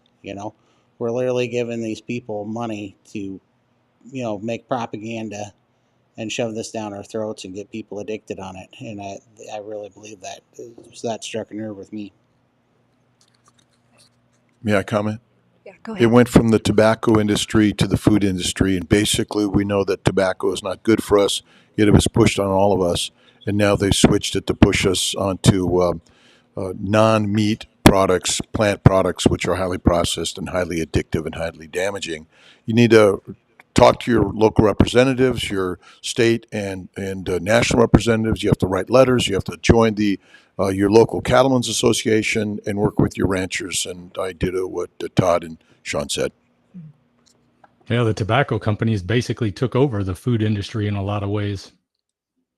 Back in the, I think it was the early 90s, R.J. Reynolds bought out several of the major food manufacturers, and they're using the same techniques they use to get people hooked on cigarettes. They want to get the doctors to agree with what they're saying, and they've used the things that are in the food, just like they did that are in the cigarettes, to keep you hooked. Yeah, Philip Morris bought out Kraft, I think, in the 80s as well, and conglomerated a lot of food companies. No, it wasn't just Philip Morris. It was a lot of the tobacco companies bought up a lot of the food companies and just transitioned their same process, into processed food. So, yeah, it's just the same drug dealers pushing a different drug, basically. Okay, this is from Morton next, Dr. Chaffee. Have any of you experienced anyone with ME/CFS who has switched to carnivore? Chronic fatigue syndrome. Yeah, chronic fatigue syndrome. I've seen quite a number of people that have improved their symptoms. I'm sure other people have had similar experiences, but I've certainly spoken to a lot of people online that have significantly improved their chronic fatigue syndrome. There's even books written back in the 1800s from a lady who was I forget her name, but she came across Dr. Salisbury's work in the late 1800s. She was bedridden for like 9 years, and then she just went on the Salisbury diet of just beef and water, and she eventually completely reversed all of her issues. So who knows what her underlying diagnosis was, but she was completely bedridden for 9 years. So we actually do see that. It's anecdotal, but there's a lot of anecdotes, and the most important thing is what it does for you. So give it a try, give it time. It's not going to change overnight. There's an old saying that there's no shortcuts. You walk 10 miles into the woods, you got to walk 10 miles out, and so it's going to take some time. And so give your body a chance to heal. But a lot of people do find a significant benefit, and so just see how you go. You're going to improve in a lot of ways, and so. That can, if that's enough for you, then that's great, and it give you enough time to hopefully heal the issues that you have. All right. Thank you, Christopher, for your super chat. It's on the screen. For Dr. Baker first, what is the carnivore community doing in response to the various unreasonable attempts by the various state legislature? Let me just put this on the screen. Oh, can't read it. Okay. To limit the meat industry, such as Prop 12 in California, and their improper attempts to limit meats in schools?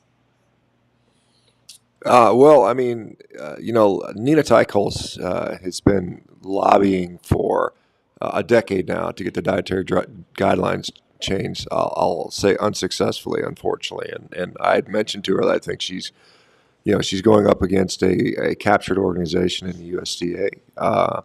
We have some real issues with that. I don't know what can be done in the short term for changing that. Again, I think that what we have to do as a community is continue to vote with our checkbook, vote with our wallets. That is really the most powerful power we have. Now, aside from that, things I'm doing in the background, trying to get research published and accomplished, raising money for that. I think we're all trying to do the right thing here. I've got a company, Dr. Kiltz does work. All of us here are trying to do the right thing for people. A lot of us have sacrificed tremendously in our careers to do so. And, for folks to actually support what we're doing, particularly in the beginning, it's not one person that's going to make a difference. It's going to be the action and the efforts of literally hundreds of thousands, if not millions of people to do that. So we all just have to stand strong, and we all have to, just every day be disciplined about it and think about what the long-term effect is about what we do and how we vote with our checkbooks. And stop voting for people who want to conduct social engineering projects on us. Start voting for people who are interested in individual freedom so that we don't have to have somebody telling us what they think we should be eating for their ideological purposes. Move to Texas. Florida. Yeah. And Either Florida. one works for me. I love them both. So, when you're talking about the schools pushing on, plant-based sort of diets, that's something that's happening more and more in schools now. In Australia, where I am, there are entire elementary schools that don't allow meat at all to come in the school. So you're not allowed to put meat in your kids' lunches, which is pretty ridiculous that that they can tell a parent what they're allowed to or not allowed to feed their kids. But I think that at that level, parents really need to kick up a fuss and just say absolutely not. This is ridiculous, and we're not gonna sit down for this. Parents actually have a lot more control than they realize. They used to have a lot of control, and now they've sort of basically stuffed them down and just say, "Oh, well, teachers get to do whatever they want. The schools do whatever they want." There are kids now, and you don't get any say in that. That's actually not true. Like any sort of abusive relationship, they try to scare you into saying, I'm in control here, because they're afraid that you're actually going to exert your power. You have a lot of power as a parent. And so if you make enough noise, things are going to have to move. And if enough parents make noise together, then you can actually get some changes done. And a lot of teachers and school districts actually do care about the kids, and would be willing to listen to things and be reasonable about it. So if your school is trying to push meatless Mondays and all this sort of garbage, just go in and tell them what you think about it and say, look, this isn't really healthy for the kids. I don't think this is the right way to go. And if enough people do that, then you'll start seeing changes at the local level, and that will spread from there. It's very important. Your local influence actually has a huge impact, and much more than you realize. People say, well, what can I do? What can I do? It's just too big of a problem. You can affect the things in your local area. If everybody affects things in their local area, then that actually literally will change the world. So you just focus on your area and your kids and your school and these sorts of situations that you do have under your control. And if everybody else starts doing that as well, we'll get where we want to be. Okay, this is from Sherilyn for you, Dr. Chaffee. I had seizures due to high blood pressure, now controlled and on blood pressure medication. I'm on Carnivore right now. Side effects of seizure meds driving me nuts. Any hopes of getting off of this drug? Very, very potentially. I mean, we have about 100 years of research looking at epilepsy and ketogenic diets, generally high-fat, meat-based ketogenic diets. Those are the ones that seem to be effective. Interestingly enough, there are some ketogenic diet studies that have come out recently saying, they may not be all that good for these sorts of reasons. And what sort of ketogenic diet are they? It's very high fat, and to get their fat up, we give them Crisco.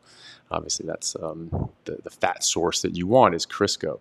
And look at that, they didn't have as good of an outcome as many other studies have found. And like, well, I wonder why. So, but as far as epilepsy is concerned, we literally go back nearly a century of clinical data and experimental data, and then just real world data on high fat meat based ketogenic diets like a carnivore diet, significantly improving outcomes.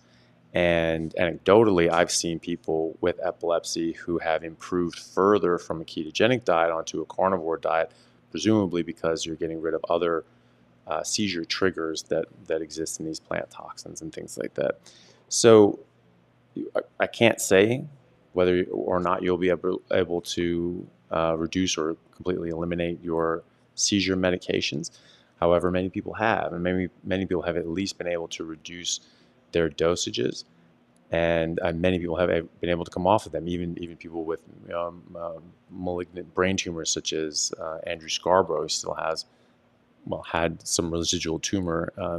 Last I've spoken to him, he said that he does not, after 10 years with the GBM, he does not have any residual tumor left. It's sort of at least not visible on MRI, which is great. He was able to wean off 2 seizure medications, even though he had residual tumor at the time and had a craniotomy and partial resection, which can significantly increase your risk of epilepsy. But that's not everybody. I do strongly recommend doing this under the guidance of your neurologist and being very careful with this, because you don't want to start triggering seizures. The more seizures you have, the more likely you are to have more seizures. And it lowers your threshold to have further seizures. Conversely, the longer you go without a seizure, the less likely you are to have a seizure. So work with your neurologist. If you're seizure-free for 6 months, it's a very reasonable time to start talking to your neurologist and say, hey, can we start thinking about reducing the medication on this? But do so very slowly and only with medical guidance. And Dave, thank you so much for your super chat and your kind words. We appreciate you. This is from Mark. What is the best alcohol to drink at social events? I only fail strict carnivore when I drink alcohol. It's hard not to drink at events with friends. Any thoughts, Dr. Baker? Yeah, I don't drink alcohol. It's a silly question. Alcohol's a poison. What's the best alcohol to drink? The one that you're not going to, maybe the most disgusting stuff that you can find, so you don't drink it. There's no redeeming qualities in alcohol, and to make that excuse to predetermine that you're going to fail, that you can't enjoy your life without being drunk or inebriated, is to me, just kind of, more or less ridiculous. You can certainly rank order alcohols by degree of awfulness, but it's generally just a bad idea in general. So I would not try to justify any type of alcohol. If you drink, okay, you've done it, but don't ask me to condone it. I'm not going to. It'll happen, but there's no good alcohols. Sparkling water on ice with the squeeze of lemon or lime. So I stopped drinking during the rugby season when I was 21. I was one of those kids that I enjoyed drinking as a teenager. I really liked the culture in rugby, in no small part due to the party aspect, the drinking aspect, things like that. Something I really enjoyed. And then I turned 21 and I went to the bar and went, oh, look, I can go here legally now. And I just instantly realized I've been coming here for 3 years. Just illegally on the fake ID or being snuck in the back door by my rugby friends. Instantly, the thrill was gone, and I just sort of was, just not as thrilled by it. I ended up stopping drinking for several weeks, and I just felt so much better physically, and I was playing so much better that I just said, okay, well, I'm just going to try not drinking during the whole season. So for me, it was very strange at first, and it was very awkward when I was out and not drinking when other people were drinking. I felt very self-conscious. I felt very strange, but I did it. The next week, I still felt self-conscious and weird, but it wasn't as bad. Third week, sort of neutral. Fourth week, I actually preferred it.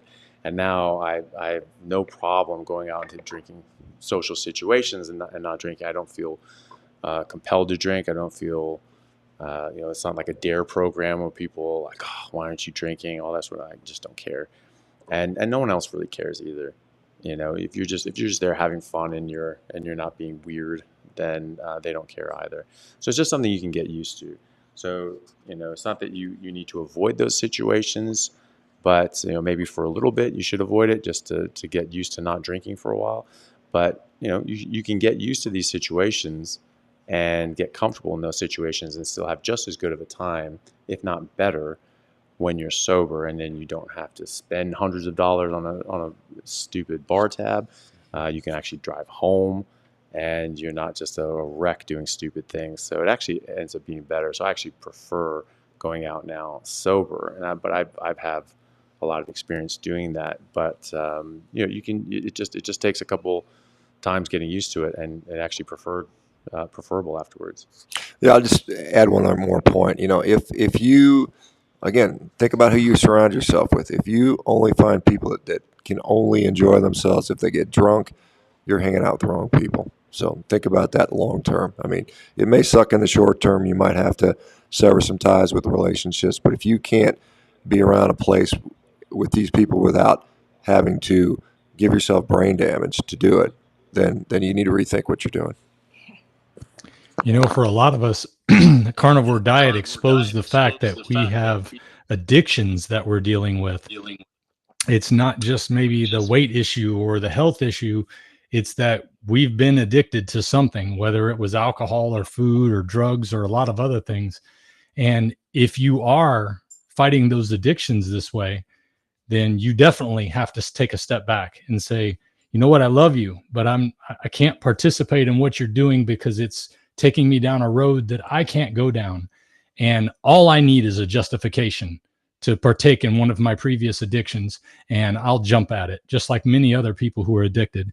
And you got to remember, most of the population is addicted to what's in our food right now because it's been designed to hit a bliss point in your body and in your mind that causes you to keep coming back for it, just like a regular drug does. And a lot of that came from the tobacco companies taking over and really putting that into high gear. But you go all the way back to the 1940s when the notion of the bliss point was even invented by somebody at General Foods. They're trying to get you hooked on their product. Well, we're hooked on so many things these days. It can be a very difficult thing socially to adapt to this, but you've got to remember you're doing this for health purposes. So yeah, maybe sometimes you do have to take a step back from people that are in your life who are in that addiction process, in that addiction mode, because we tend to group together and enjoy our addictions. And it's a tough battle, but it's something that you can win. And that's one of the things I love about this carnivore community being here, is because we can support each other in that process. I mean, a lot of us are addicts living in a crack house, and it's very difficult without somebody to give you that support. So that's why I love this community. Yeah, I totally agree with you, Dante, because, I had a whole lot of addictions before I did carnivore. I had nicotine addiction, gambling addictions, sugar addictions, caffeine addictions.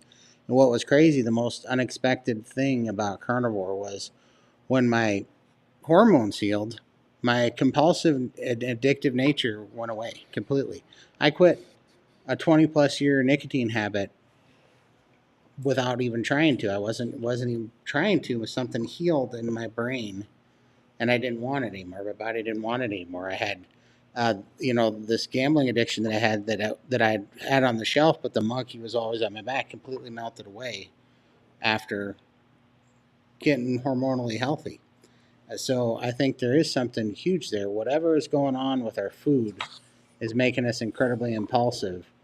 To an extent that I would have never imagined that healing your body through food could have done that. So I think you hit the nail on the head.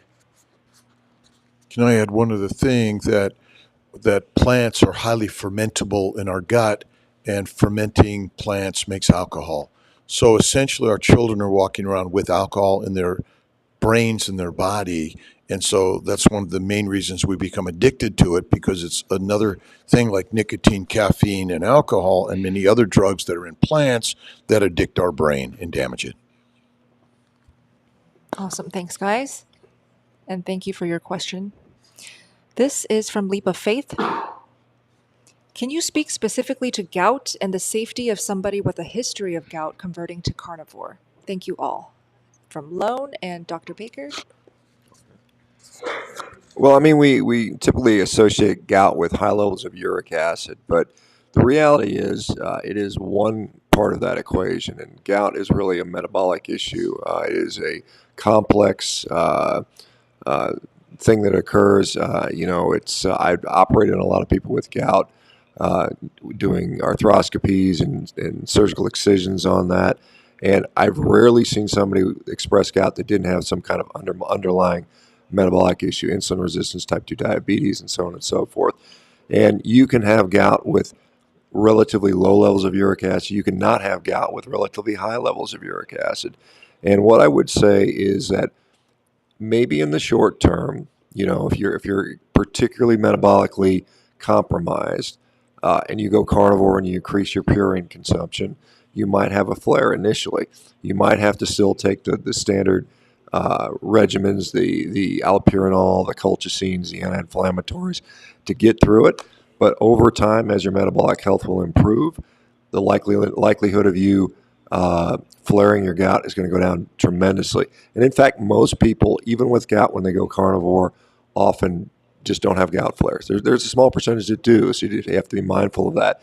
And you still have to treat it because it can be very painful.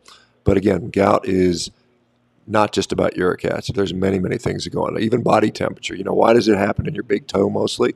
It's the coldest part of your body, and so it causes the crystals to precipitate there.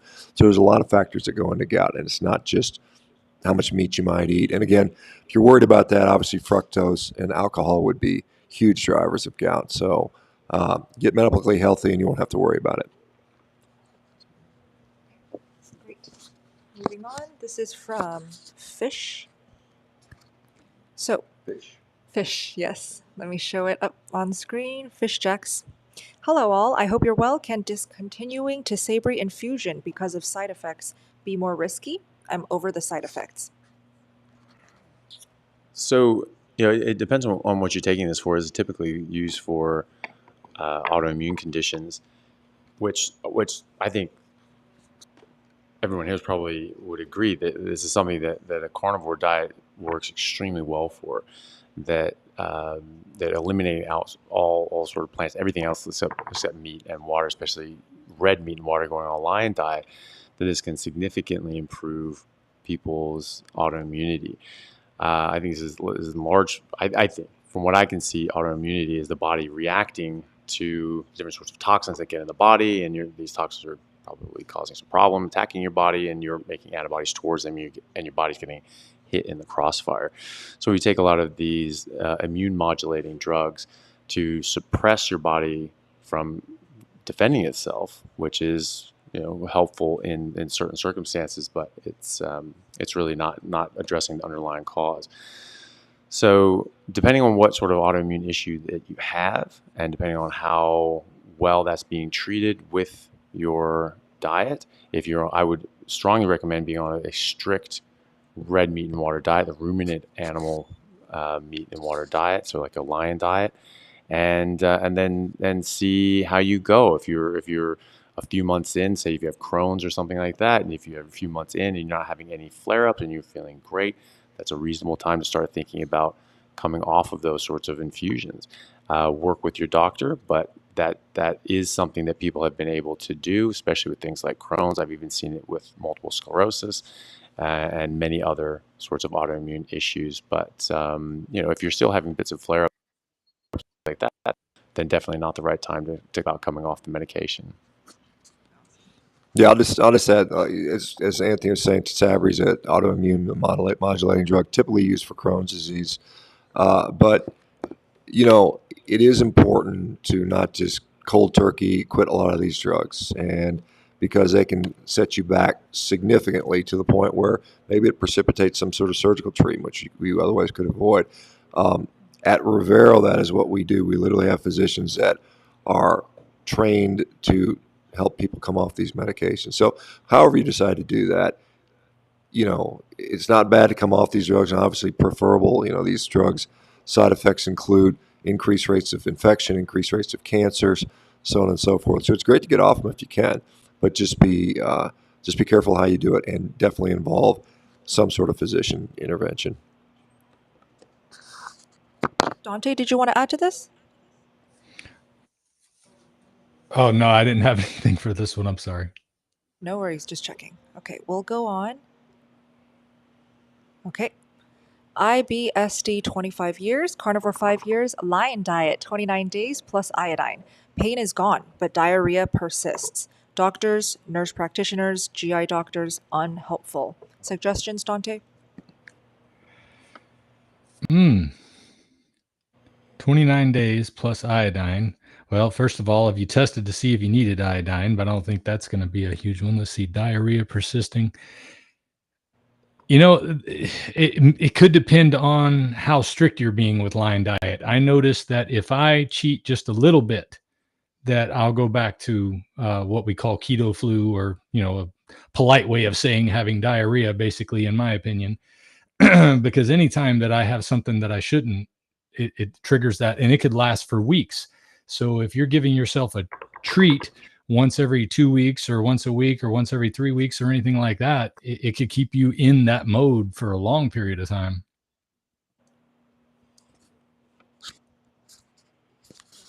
You also want to check with your healthcare provider, make sure you don't have a gastroenteritis, colitis, and something else that may be causing persistent diarrhea.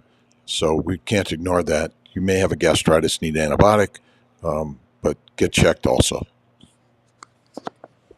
Great. This is from Andrew. I travel around the country every week and thought it would be difficult finding carnivorous options. After 2 years of carnivore, it is actually easy. What is everyone's go-to location to get carnivore meals, and what is it? Well, I mean, I always try to keep it, from like a grocery store, getting like whole meats and things like that. And I mean, even like going camping, I'll just get steaks and cut them up into little cubes and use that as on a stick, and those are my marshmallows, and I just sort of roast them over a fire. It's great. It's fantastic. I've even had like long road trips where I didn't have a chance to cook, where I just get like a whole ham and some butter, and just like slices of ham and butter, and that works well as well. And even just raw meat. But as far as like stopping by stores and things like that, sometimes you can go to even fast food places and just get burger patties. I do that a lot in airports when I'm traveling all over the place, and that's really my only access. Just get a stack of burger patties just on their own, and just eat those. So whatever's sort of available in that sense. And other times I just don't eat. If there's not something that I want to eat I don't think is good for me, I just don't eat. It's it's not that I'm fasting, but it's like I don't have to eat. I'm not starving. And so if there's nothing around me that I think is good for me, I just won't eat. And it's not that big of a deal. And I get to a point where a place where I can eat and I eat something better, and I just catch up then. It's not that big a deal. Dante, and then Dr. Ovadia, and then we'll go down the table. Go ahead. When it comes to eating out, my best suggestion is just to avoid it if you can, but it's not always easy. And like Dr. Chaffee said, one of the things that I try to do is if I have to eat out, I'd prefer not to eat. But there are times when I've stopped by McDonald's or someplace like that, but then, there's other things that are in the meats that they use at these places, like they're finding high amounts of microplastics. So you got to get picky about it. I think Five Guys is probably one of your better options for meat, as long as they're not using any oil on the meat. And I understand that they do not. Also, be careful when you eat out. Most of the time, the meat, when I get it from places like McDonald's, they don't use enough salt, first of all, to give it any flavor. For some reason, it just tastes bland. And the salt that you get when you go out almost always has dextrose in it. I thought it was a rare thing when I first heard it was Dr. Saladino talking about the fact that McDonald's had dextrose in their salt. And I thought, well, why in the world would they do that? They claim to use it as an anti-caking agent. And then I started looking at other salts in other places like Circle K and convenience stores where I might want to grab some. They had dextrose. Look at a bottle of Morton salt, has dextrose. So you want to carry some good salt with you if you're going to be eating meat out. And just tell them to cook it without any seasoning. You'll add your own. Awesome. Dr. O? Yeah, as someone who travels a lot, certainly deal with this. I agree with what Anthony said. Sometimes fasting or just not eating, becomes the best option. And of course, this is probably a good time for a plug for our sponsor today, some Carnivore crisps. Plenty of options, meat sticks that you can find that are clean. Hard-boiled eggs, will keep well for travel purposes, needing some stuff on the road. So lots of great options. I agree with you. It really isn't that challenging. You can always go to the burger place. You can always find a steak place, and just look for the options that are around you. Yeah, not too much, different to add here. I think that just one thing, this one tip, if you go to a burger place, just establish before you pay what the burger patties cost. Like you ask them if they'll sell extra burger patties. You can tell them it's for your dog, and they'll often give you a better price. Don't get roped in paying for a whole burger when you're just getting a burger patty. It should literally cost you half as much. So, like, I go to Wendy's a lot. I just think they're pretty good nationally. I usually pay anywhere between $1.29 and $1.79 for a burger patty, for a quarter-pound burger patty. So don't settle for anything higher than that. You can even call them ahead of time. I've done that. I've called them and asked if they'll sell burger patties individually, and I'll ask them the price. And tell them it's for your dog. And because, then you just tell them you want 10 of them. Your dog's real hungry. I prefer to eat at home.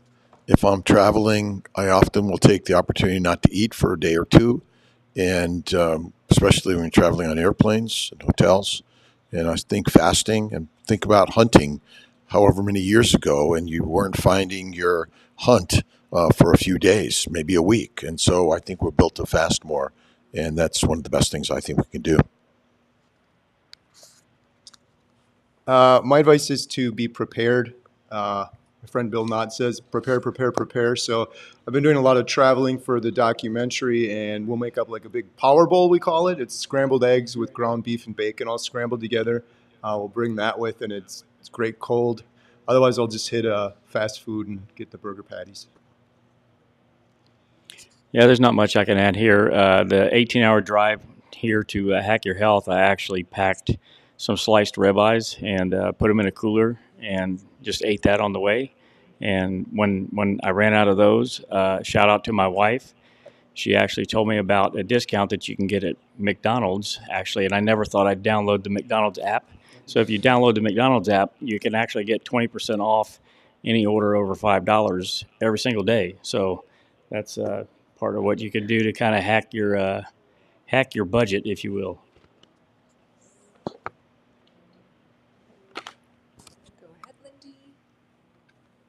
Well, I just flew over from Australia and I fasted.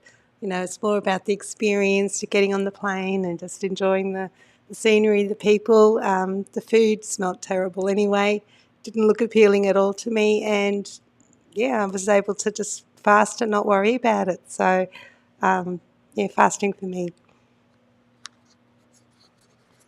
Well, when I flew here to Texas, I just fasted because that was the best thing. But other than that, I just like taking like ribeye jerky or carnivore crisp. They seem to do the best. Just little thing to tide you over. But really, when I'm traveling or I'm on the go, I plan on, I just always plan a faster on it because it's just so much easier. So. Yeah, if I'm not fasting, I'll just pack frozen sticks of butter. It's just super easy, pure energy for me. And it's delicious. It keeps me full. I don't really have to eat a lot, so I can also save money. And if I do want to eat at restaurants, I like to go to Buffalo Wild Wings because they do cook all of their chicken wings in only beef tallow. They don't use seed oils. I've triple checked, called them. It's only beef tallow. So you can get their plain chicken wings with no seasonings, no salt, or you can add salt. And you already, did you go? Right away, yeah. Okay, perfect. So that's all of us. By the way, Do you guys need to go take a bathroom break? I know this is supposed to end at 10 p.m., but the number is only getting higher. We're now at 5,000 people. Do you want to wrap up though? No? You want to keep going? Oh, Okay. awesome. Dr. Baker, go in. Yeah, I'm happy to keep going, but can I just, I think a topic that I think we should discuss, if you don't mind me interjecting, I think, with this sort of Ozempic stuff that's come out, one, I'd be interested to see what Todd and Lindy's thoughts are on that, because it's two people that have lived with and suffered with morbid obesity. What are your thoughts on that?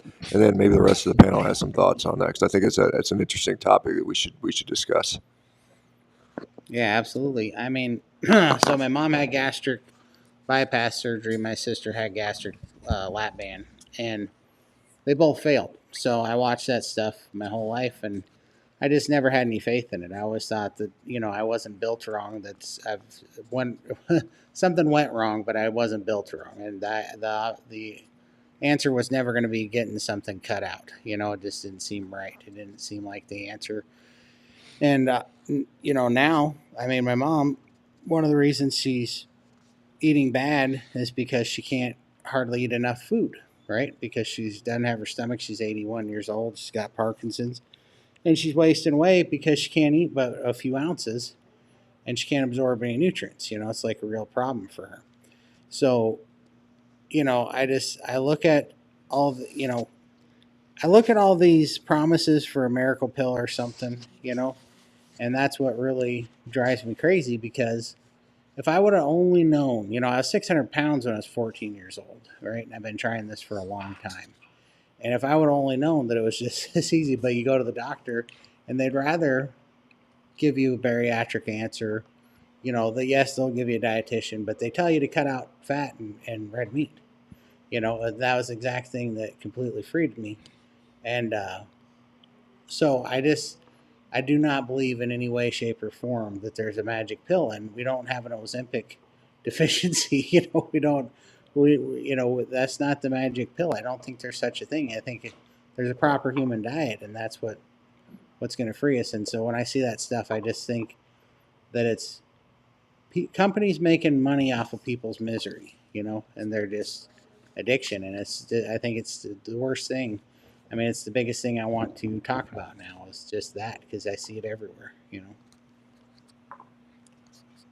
Yeah, I also failed lap band surgery and many, many diets. I got up to 800 pounds with a lap band and failed diets.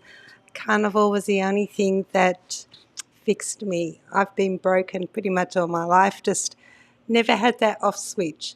Always wanting food, searching for my next meal. The struggle was real. Carnivore gave me that off switch. I can now eat my meat, stop and forget about it until 8, 10, 12 hours later, even 24 hours. I don't have to eat. My life, it's more about the experiences, being with people now. I actually went to see a surgeon in regards to having some skin removal.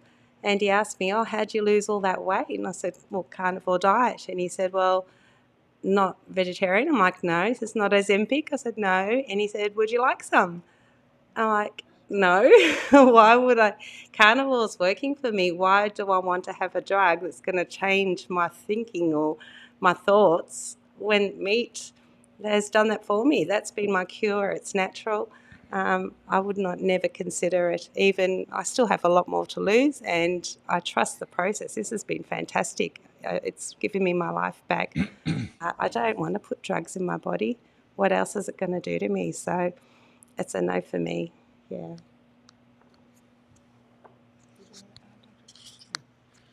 I'd just say I absolutely hate Ozempic. I think it's an absolutely awful drug, especially in the dosages that they give it for. Professor Ben Bickman of BYU he did a very good lecture that I saw at the Public Health Collaboration in London last week, and he has some videos on his podcast about it. But I mean, he talks about the biochemistry of it and how this is actually can be quite a harmful drug. How does it help you lose weight? It basically forces you to starve yourself. It causes gastroparesis. It stops your stomach from emptying. This is causing problems with surgeries because you eat something and 24 hours later there's still food in your stomach. It starts to rot and decay. And you start having these weird Ozempic burps. There's just these disgusting decaying food coming out. You get halitosis. It's it upsets your stomach. You feel sick. You feel nauseated. You feel that you don't want to eat. So what do people do? They eat what's highly palatable. They eat some cookies or chocolates or candies or something sweet, something awful. So they get even worse eating habits. They're eating even worse things. They're even have lower nutritional value. They get malnourished, even more malnourished, and they lose weight. But what weight are they losing? Studies have shown that they lose 40% of the weight that they lose is actually lean body mass. So they're not even losing all fat. It's only 60% of it is fat. 40% is lean body mass. I mean, you're talking about muscle and bone in people that are in middle age or elderly. I mean, that's weight that they can't afford to lose. Sarcopenia and low bone density is directly correlated with shorter lifespan in elderly populations. So this is a very dangerous thing. And then around 2 years later, typically these symptoms of nausea and so on, they can resolve. And then all of a sudden, you have these horrific eating habits. Your nausea is gone, so now you can eat a lot more of this stuff, and people regain much of the weight, if not all or more of the weight. But the weight they gain back is fat. It's not the lean body mass. So they're losing 40% of their mass is lean body mass, but they're regaining all fat, 100% fat. And they're much less healthy as a result of this. And people have frankly died from doing this and had very serious health issues, morbidities as well. And it's absolutely dreadful. I think it's just an awful drug. And I think that, we're just people profiting off of people's misery. I think it's absolutely disgusting. And I think these sort of official people coming out and from very prestigious backgrounds and in official capacities saying, well, obesity is genetic. There's nothing you can do about it. You have to just take these drugs. And it's like, if that were true, then the obesity rate would be exactly flatlined. 100 years ago, the obesity rate in America was less than 2%. So that doesn't make sense. And in 1980, it was about 8%. After World War II, it was 6%. And now it's 42%. And 70% of people are overweight or obese. And so clearly that's not genetic. But they're trying to say it's genetic and say, oh, there's nothing you can do about it. So you're useless, you're helpless, there's nothing you can do except take this wonderful magic drug. And that just makes people a lot of money, again, profiting off of people's misery and suffering. When I first saw Ozempic come out and I saw the studies, and they even I mean, it wasn't like I went searching for this. It was just discussed on the news that people would lose weight, but after 2 years, they typically regain more weight than they lost. I was just like, all right, well, obviously that's a dud. That's not going to go anywhere. And no, it was sold out worldwide within weeks. It blew my mind that anyone would sign up for that. But I think it's a dreadful drug, and I don't think people are being given the informed consent by their doctors about exactly what this stuff does to them, and I don't think that's right.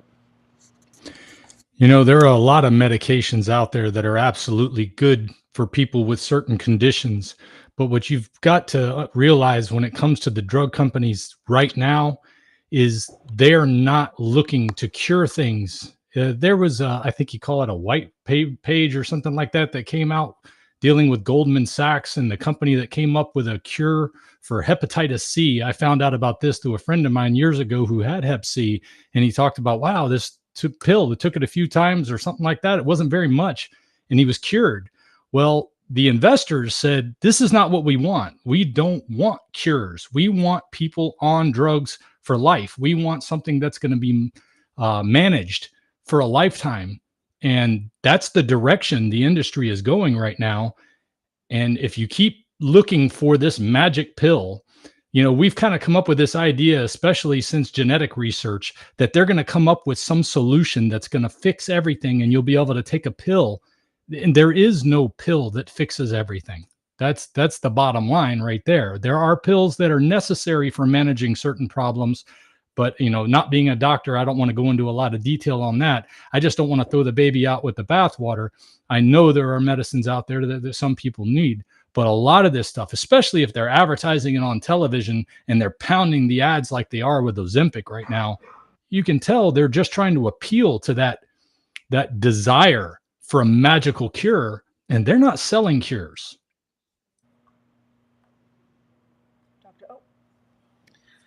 So, as a cardiac surgeon, I dealt with the consequences of the last obesity miracle, Fen-Phen, and we found out after it was on the market for an extended period of time that it was causing damage to people's heart valves and a condition we call pulmonary hypertension.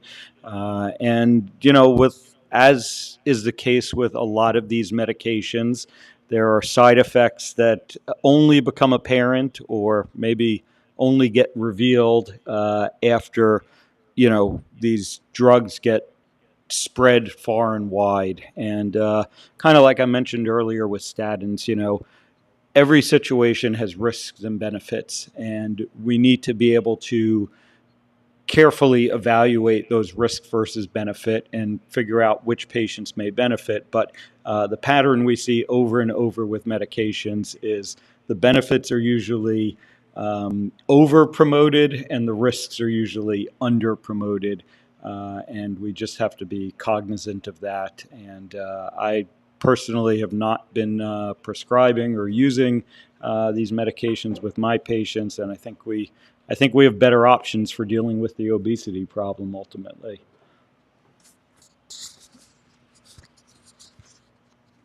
Powered by the proper human diet is what this mission is really about.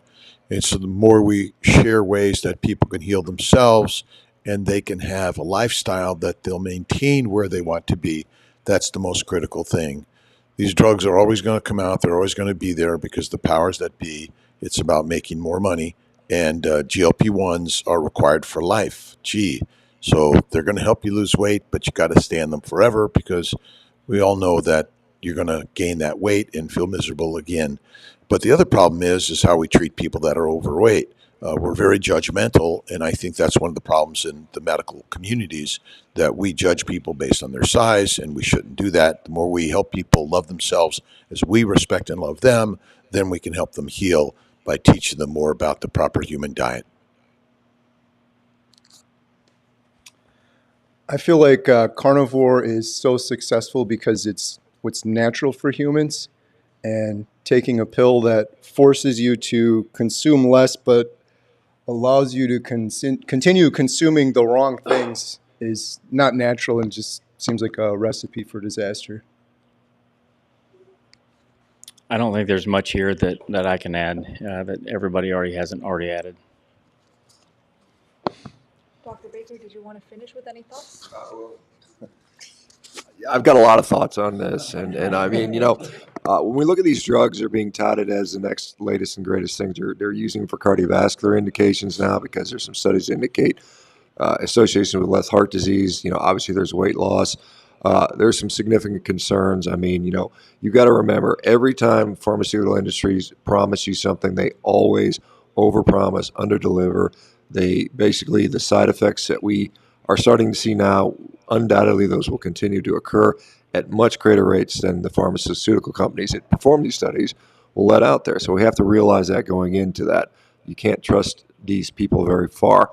Additionally, we look at some of the mechanisms. Obviously, interestingly, there's a great study out there that shows that beef protein isolate is an outstanding natural stimulator of GLP-1 in the body in the way it's meant to be stimulated. The GLP-1 is elicited by the L cells in the ileum typically, and they're in response to nutrition reaching the distal part of the small intestine. There's something called the ileal brake. And when the way it's supposed to last is it's supposed to act very quickly and rapidly and dissipate very quickly. These drugs hang around in the system for days, weeks, and sometimes longer than that. That's why if you have surgery, you have to off these drugs for sometimes a month, because you're at a much higher risk for aspiration because your stomach will not empty properly. Additionally, concerns around fat cell hyperplasia. You know, Dr. Chaffee talked about lean muscle mass, but we see is fat cell hyperplasia. So what happens is, even though you shrink in size, your fat cells actually multiply due to the metabolic uncoupling that occurs. And so what happens when you go off these drugs, now you have more fat cells than you had before you started them. And guess what happens when you can't tolerate the drugs due to side effects or expense or whatever supply they run out? You're going to likely gain most of the weight back. And so again, I talk about this, I think is a very important concept that both Todd and Lindy touched on. It is disempowering to you as an individual when you are now dependent on some other person to give you a drug, which you may or may not get. It's stress producing, it's anxiety producing. And again, this is something that you're still at some point. There are no shortcuts. At some point, you're going to have to deal with your food addiction, and you're going to have to figure it out in a sustainable way, and you're going to have to go on a diet that is actually what you're meant to eat. I just want Todd and Lindy to reiterate, how many pounds have you guys lost so far with just carnivore diet? Go ahead, Todd.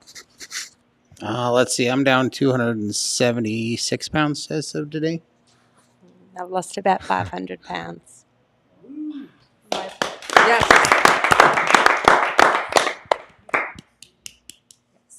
So definitely follow Todd and Lindy. They both have their own YouTube channels. The Carnivore Cure for Todd and Limitless Lindy for Lindy. Amazing. We love you guys. Okay, let's go back to the super chats. We're now still 5,000 people watching. Thank you so much for joining us tonight. I know it's super late where you guys are. Let me just put this up. Right here too. That's true. Yeah. That's true. We can pull an all-nighter. Thomas says, is it me or does anyone else think that they're looking at some very low energy carnivores? Long day, perhaps. I think we look very tired. Let's put on a smile. But we did have a long day. We woke up very early. We are at Hack Your Health, Austin, Texas right now. This is not the panel for Hack Your Health, Austin, Texas. This is something we're doing extra for you guys. For those who can't be here, we want to answer your questions and help you guys out. But tomorrow in person at Palmer Center, Hack Your Health, we will be speaking there 1 p.m. Okay, back to Super Chat. All right. Dr. Chaffee. I've been carnivore a few months, but I have not been able to cut out microplastics. But I've heard some of you talk about it.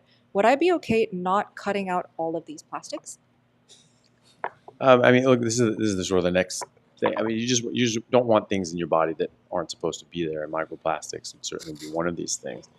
I mean, you're getting rid of more bad things out of your body. That's great, but I wouldn't ignore the other things. I mean, there's very simple ways of avoiding these things. Like not using Teflon pans. Try not to drink out of the plastic bottles that we have here. Things like that. Reusing plastic bottles, all that sort of stuff.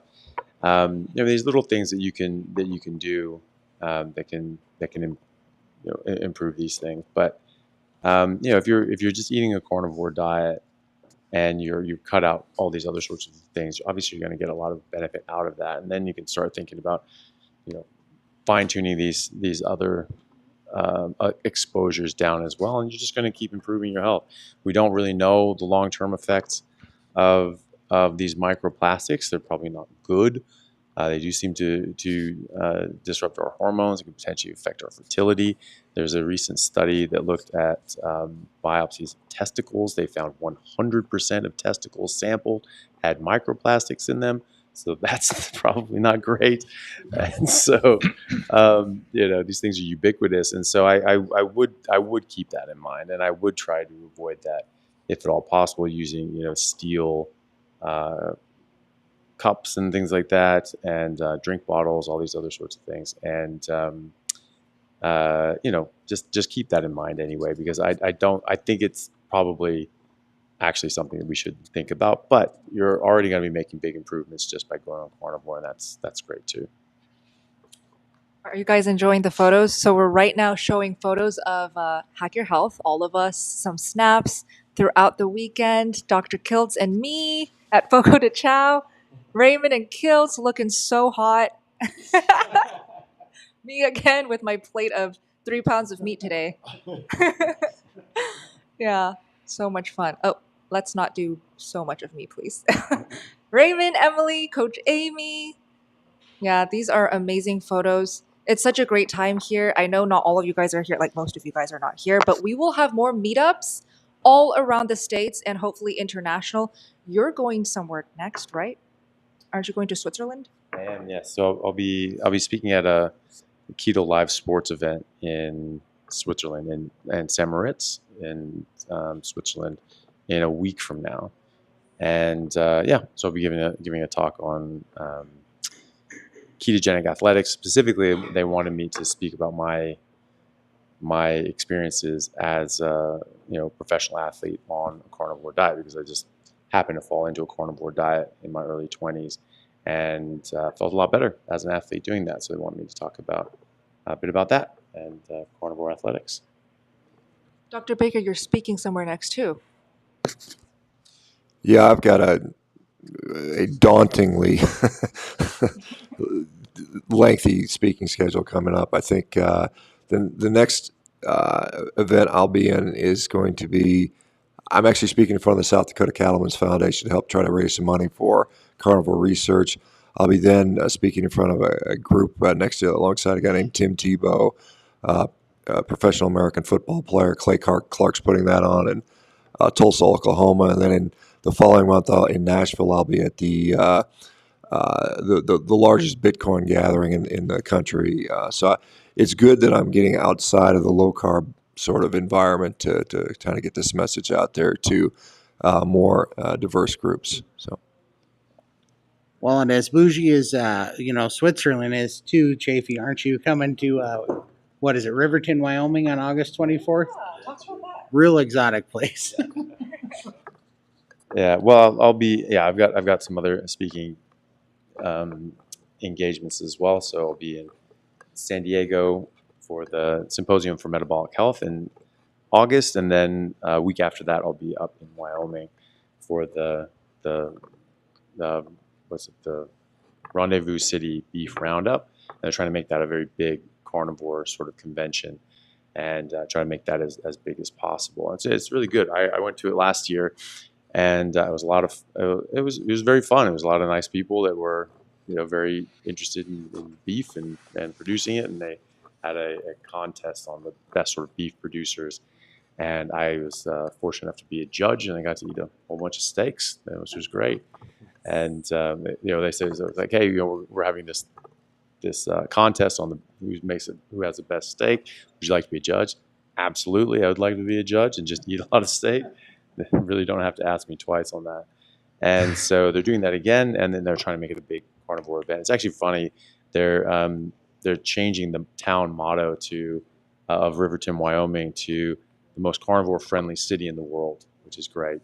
And so they're really leaning into it, which is fun. So if people can make it out to that, that'd be great to see. I absolutely love Wyoming, and I spent a lot of time in the Tetons and Yellowstone. So we spent another 4 days just exploring around, which was great.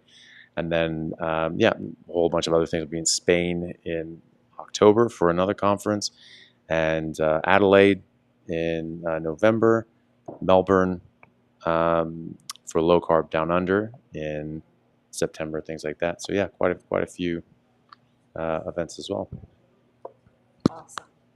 Yeah, everyone, let us know where you want us to visit next. Put it in the live chat. Okay, this super chat is from Metal Girl. Put it on screen. I'm turning 50 and I'm falling apart. Diagnosed with limited systemic sclerosis, Hashimoto's, and feeling very disheartened. I'm not sure how to approach carnivore to heal. Any advice? Thank you. Dr. Kiltz. Join SBG and KMT.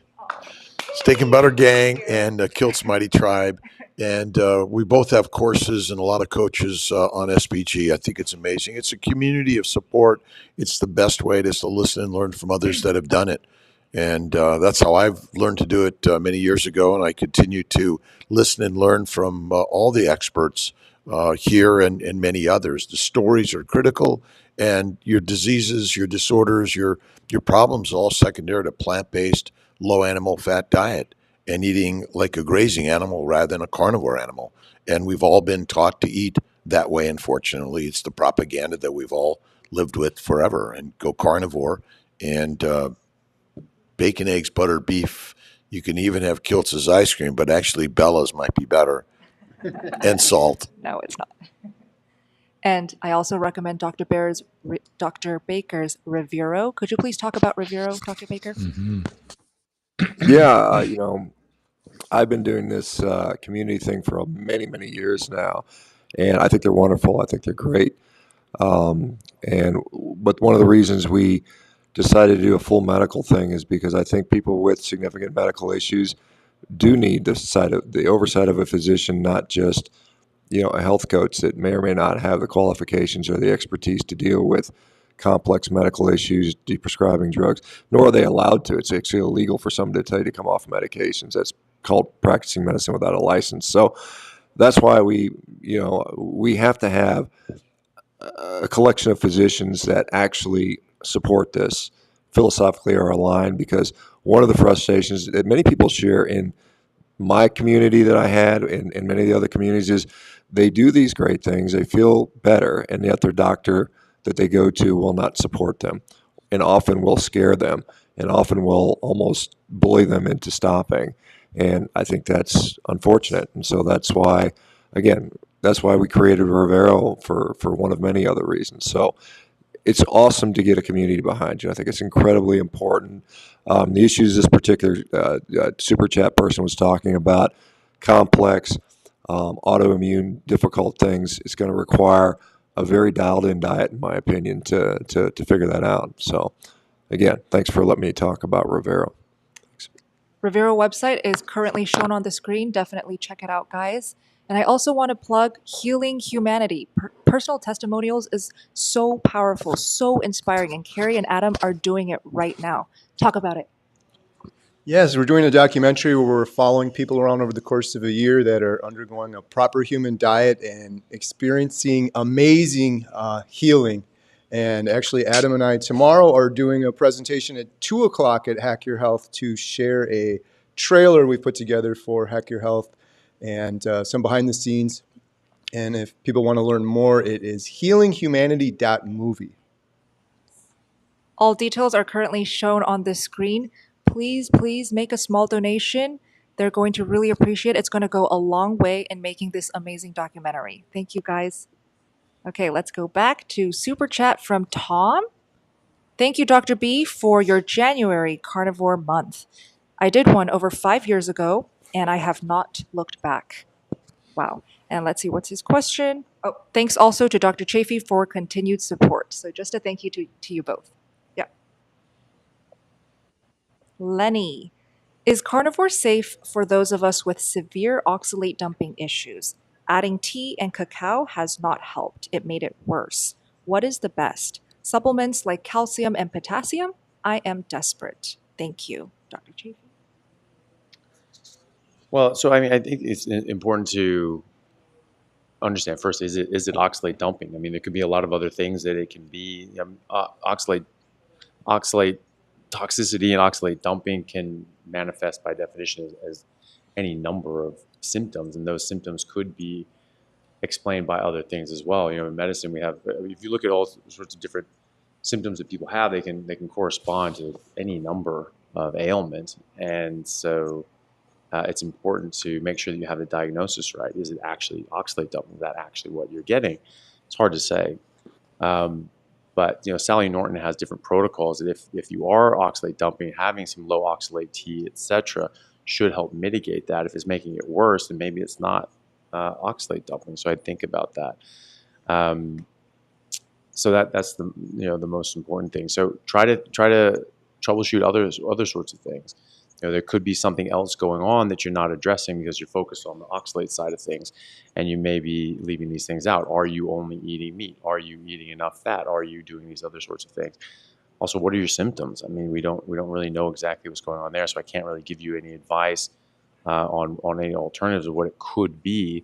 But don't just assume that it's oxalate dumping. Do troubleshoot other sorts of possibilities as well. Just remember that. And just because I remember it from before when Dr. Baker was talking about gout.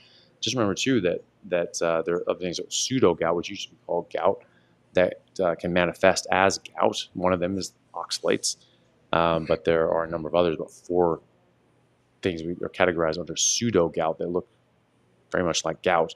And the only way you can tell is if you stick a needle in the afflicted joint and take an aspirate. And so just remember that we're saying that this is something that looks like a duck, walks like a duck, but it may actually be something else. So just remember that and make sure you get the diagnosis right. Anyone like to add? We're all good. Okay. And I also recommend checking out Sally K. Norton. She's the expert, I'm sure we all agree, on oxalates. So just Google or YouTube search Sally K. Norton. Okay? Lupita, thank you for your super chat. She says, I recently found out I have a straight spine, lost thoracic and lumbar curvature. I've had gut issues, tightness in the lumbar. How much can the bowel be affected by smothered nerves, Dr. Baker? Well, I mean, often when we see loss of natural curves, whether it's lumbar lordosis or cervical lordosis, the natural tendency is often due to often it's a muscular pull that's causing that. You could be,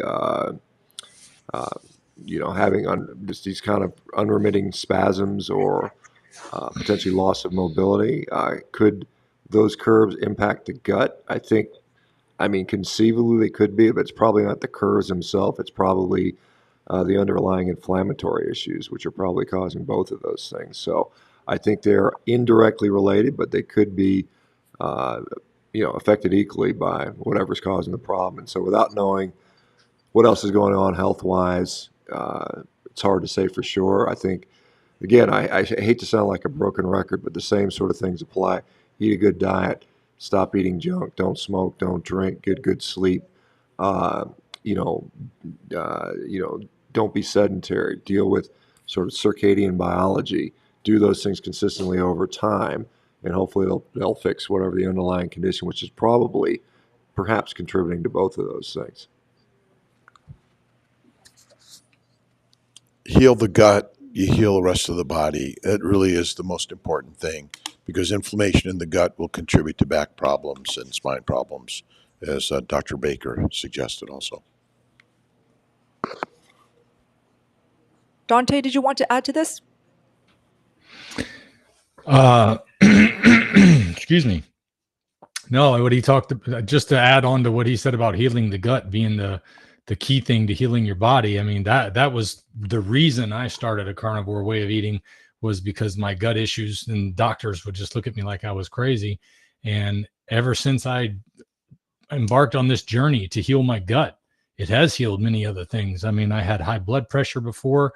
I had GERD symptoms. I had medicines for GERD. I had medicines for high blood pressure. I was able to come off all of those with my doctor's guidance as well, which was nice because I had somebody who was willing to work with me. And, for those of you, I get a lot of this. People want to know, what doctor can I talk to that's going to help me? I certainly recommend Revero for that. Awesome. Thank you, Dante. Let's keep going. This is from Aaron. Putting it on the screen right now. I'm on day 5 of carnivore and I might be allergic to beef. My fingers are so swollen, I cannot bend them. Also have a rash. What are your thoughts? Is it possible to do carnivore without red meat and butter? Egg yolks also give me issues. Dante, you can start.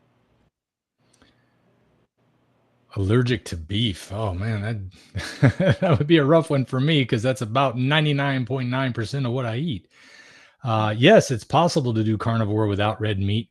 There's folks who do it just with chicken and pork because it's in their budget better, because red meat's more expensive typically. So certainly you can, and it depends on what your goals are, what you're trying to, what you're working on healing. But if you're having a problem with beef, then you definitely want to avoid that. I know that Michaela Peterson talked about her lion diet experience. She had to go strictly lamb to be able to overcome some of the problems she was having with beef. And that was the solution for her for a long time. I'm not sure if it's still the case, but I do know that different forms of red meat can have a different effect on people too. So yes, absolutely, you can do carnivore without red meat. Now, when it comes to doing lion diet, technically no, because all the ruminant animals are red meat. So yeah, I mean, you can certainly do a carnivore diet without red meat or butter, eggs, and all these sorts of things. You're only 5 days into it, so you have to sort of think of other things as well. I mean, all of those things can be seen when you're sort of coming off of a lot of these things. You're sort of withdrawing. If you're when you're burning fat, you can get rid of different toxins, and you can get weird rashes and reactions from that as well. If you notice that other meats don't give you that reaction, don't give you the rash, don't give you the swollen hands and fingers, and just stick to those meats. That's not a big deal, but this could also be just a strange reaction that you're having while you're transitioning, which does happen. People have weird reactions when they're transitioning. When they're losing body fat, they can also have weird things happen to them as well. I've spoken to a dermatologist who treats his patients with keto and carnivore, and that's what he notices, and that's sort of his theory, is that you're sort of releasing different fat-soluble toxins, and he sees a lot of rashes because of that. They go away.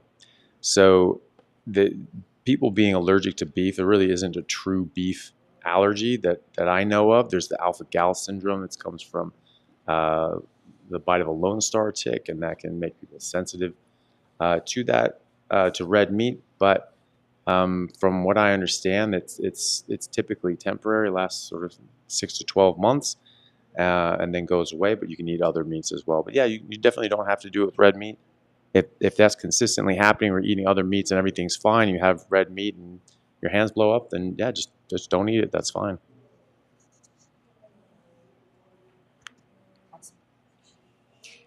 This is for you, Dante. VA. I just want to thank Dante for his 3-year video. I watched it on February 28th, and I started carnivore on March 1st. I was 317 pounds today. I am 254 from Vlad. Wow. 63 pounds in that short period of time. That's fantastic, man. That's I'm awesome. glad it helped. Hey, Dante, I was going to say, when we were kind of plugging everything, you started like a little coaching, like life coach deal too. I wanted to give you a chance to shout out if you don't mind. Sure, you can check it out at my website, which is ferrignofreedom.com. And I'm not claiming to be an expert. So, I mean, a lot of these guys are going to have more information available to you. But I know there's a lot of people who watch my channel and find me to be inspirational to them, or feel like they want to understand more. I just wanted to make that option available so that people could have that direct one-on-one with me and be able to give them encouragement and also direction based on what I've been through. Because, I have a lot of videos that talk about a lot of different things that I've experimented with. And it's hard to sometimes, if you watch just a handful of them, you might get a mixed bag. So if you feel like you need to get down to the brass tacks and just say, hey, tell me about it. Help me understand what you did differently. Then that's what I created that for. And to use some of the things that I've been studying, because I'm researching all the time now. For the first year or so, I didn't do a whole lot of research because it was just so doggone easy. And I didn't even know about the carnivore community being out there when I got started. I just kind of stumbled on it because of Jordan Peterson. But it has become the focus of my life now, is to help people get healthier. And for whatever reason, I have a gift for being able to help people take a step in that direction. I'm thankful for that gift, and I'm here to help. I just wanted to additionally shout out Dante.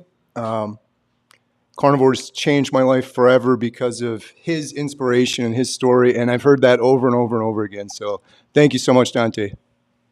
You're welcome, brother. Thank you for what you do, Kerry, man. This carnivore documentary you're working on, awesome. Looking forward to being a part of it. Sorry I couldn't be there this weekend. I'm just glad you're safe. Absolutely. Me too. We're all very happy you're doing well. Adam, well, we got the camera on you too, and we're doing plugs. We wanted to mention this awesome ironing the branding irons for the cutting board. Sure, absolutely. So we had a really awesome event tonight that Todd put together. We had a bunch of tomahawk ribeyes and some Dyna ribs, and they were absolutely delicious. So thank you, Todd, for doing that for everybody. And thank you to Ashley and Brett for helping cook.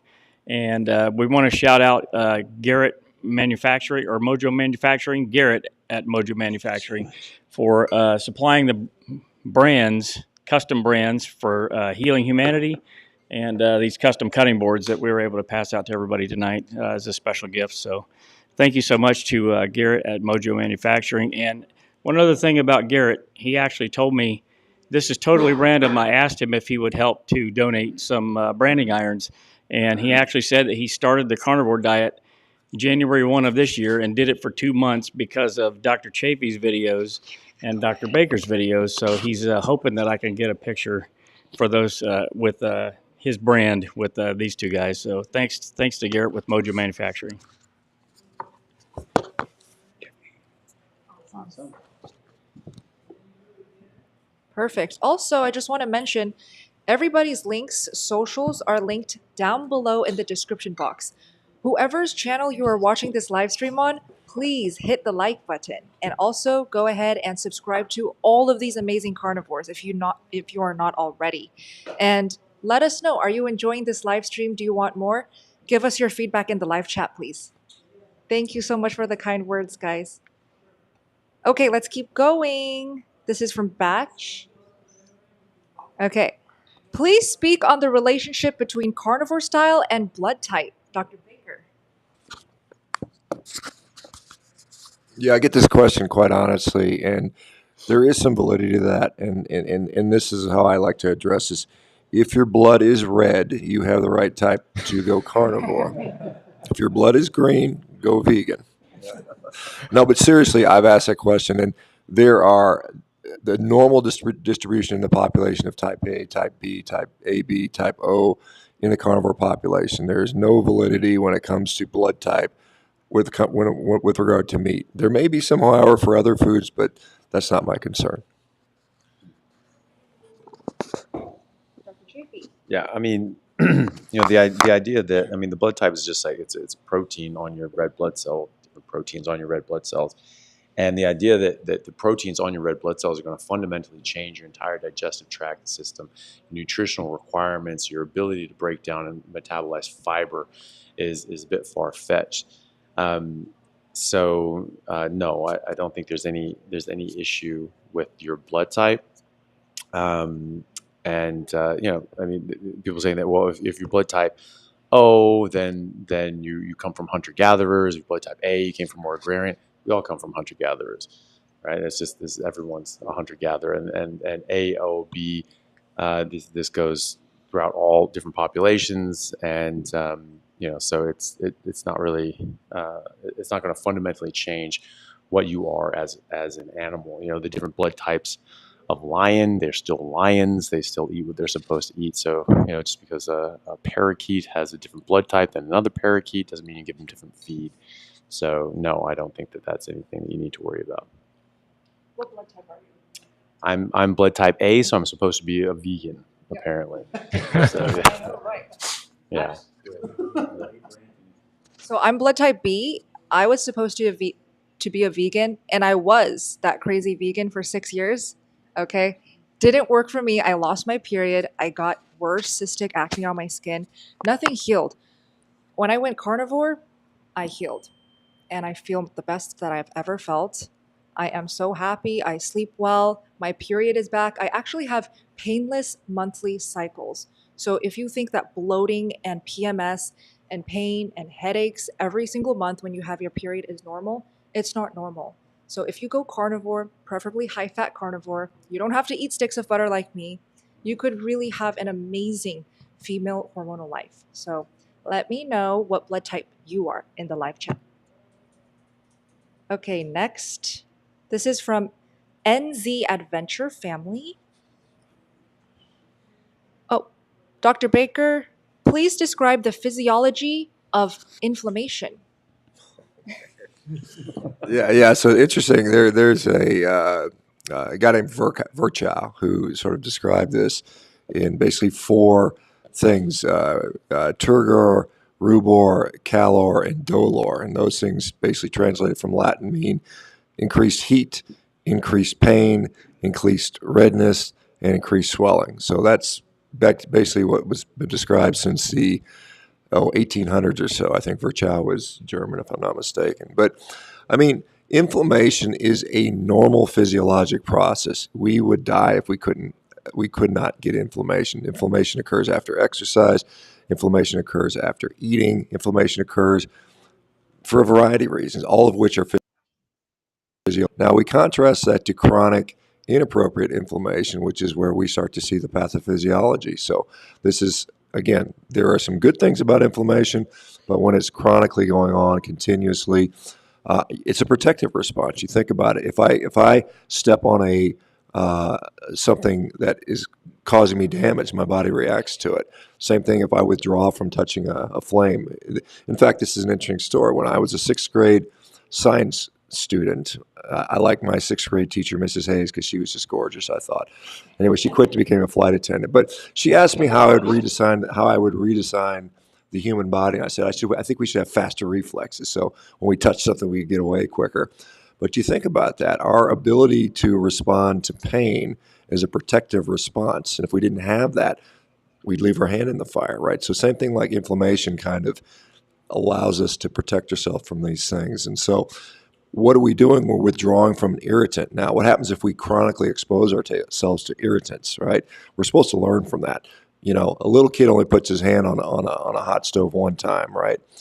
But if we continuously damage and inflame our guts from eating garbage continuously, and then we pass it off as normal. Oh, that's just normal digestion, that bloating, that pain, that discomfort, that gas, that awful foul smell that's emanating from our rear end is normal, which so many of us have been taught that it is. You know, we got these vegans telling us that humans lived outside, that's why farting all the time was normal. It's complete nonsense. So again, it's context. Just like everything we learn about human physiology, it's contextual, right? Is glucose high contextually? Sometimes, yeah. Sometimes we see in world-class athletes, they get a blood glucose over 400 milligrams per deciliter in intense competition. There are stress hyperglycemia. You know, if you're a type 1 diabetic and you have a really bad cold or an injury, it's damn near impossible to get your blood glucose back down to normal. There's physiologic reasons why that occurs. So anyway, I know. So 4 things, you know, heat, you know, swelling, pain, and redness. That's inflammation. Amazing. I just put this comment up. I miss farting, LOL. I actually see this a lot. Like, we just don't fart anymore when you eat meat. I know I don't. Yeah. Let's keep going. Thank you so much for the super chats, guys. We really appreciate it. We love you. This is BM7888. Is it safe to eat beef liver or organ meats every day? I'm concerned about the excess vitamin A and copper. Thank you, Dr. Chaffee and Team Carnivore, for saving my father and myself from Japan. Oh, well, that's great. Well, I'm really happy for you and your father. That's great.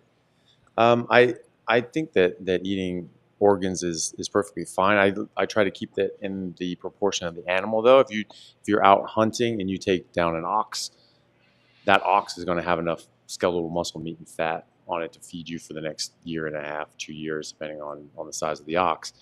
It has 1 liver, it has 1 heart, it has 2 kidneys, and you should probably keep that in mind. I think that you do run a risk of getting hypervitaminosis A. You can get a buildup of different metals, and especially the fat-soluble vitamins. So that's something to consider. Hypervitaminosis A is known to suppress TSH, so you're going to get thyroid dysfunction and other sorts of issues. It takes a long time to get out of your body. The amount of vitamin A that's in marine predators, such as seals and polar bears, it can be toxic. So the Inuit would avoid the livers of seals and especially polar bears. That can be a potentially lethal dose of vitamin A if you have too much of all those. So you're not really going to get to that level with cow liver. However, you could potentially get too much of a good thing and get hypervitaminosis. So and then there's this sort of the caveat with when people are starting a carnivore diet, they're typically very nutritionally deprived. And so adding in a bit of liver and organs is probably the best thing that you can do for yourself. And certainly when you're eating a mixed diet, it's very beneficial. And so, having some of those things early on can be very helpful to catch you up and get you back up to a more normal nutrition level. And also, the meat that we're eating, depending on how many micronutrients are in it, bolstering that up with a bit of liver and organs can be quite helpful. But I just would limit it. I would keep it in proportion of the animal. Just remember, there's hundreds of times the amount of meat on that animal than there are pounds of liver. So just sort of keep that in mind and have a bit, but don't have too much. Awesome. Thank you. This is for you, Dr. O. Showing it on the screen. From Carnivore Jarhead. Those of us with an elevated CAC score minus 149, is there any concern being on a carnivore diet and it getting worse? So, no, I don't have any concerns about being on a carnivore diet with a CAC score that's elevated. It's a major part of the treatment protocol I use in my practice for people with elevated CAC scores. And, I guess some general comments about CAC scores. It's something that should be tracked over time. What I oftentimes run into is, people first hear about the CAC score when they come to low-carb diets, when they come to carnivore diets. And so they get the first scan and it's elevated and, we don't know the time frame of that elevation. So I think it's important to follow it, over time, get another scan a year later and see if that score is going up or not. And my general experience is low-carb diets, carnivore diets, address the underlying driver of the coronary calcification, which is insulin resistance. And so we address that, and the calcification tends to stop progressing. Thank you, Dr. O. This is from David. My dad is 75. He has Still's disease, generally whole food diet, and also a beer drinker.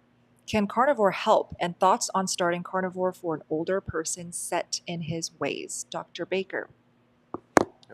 Okay.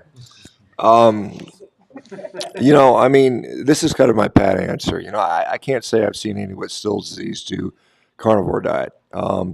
However, good nutrition is always beneficial. And I'll say that I don't care if it's a genetic disease, I don't care if it's cancer, I don't care if it's anything. And there is no age restriction to carnivore. I've seen people literally in their 90s improve significantly. So the short answer is, yes, it could be potentially beneficial. I don't see any reason to, any contraindication based on his age or condition that would preclude him from doing carnivore. Dr. Baker, is there a condition that we shouldn't do carnivore?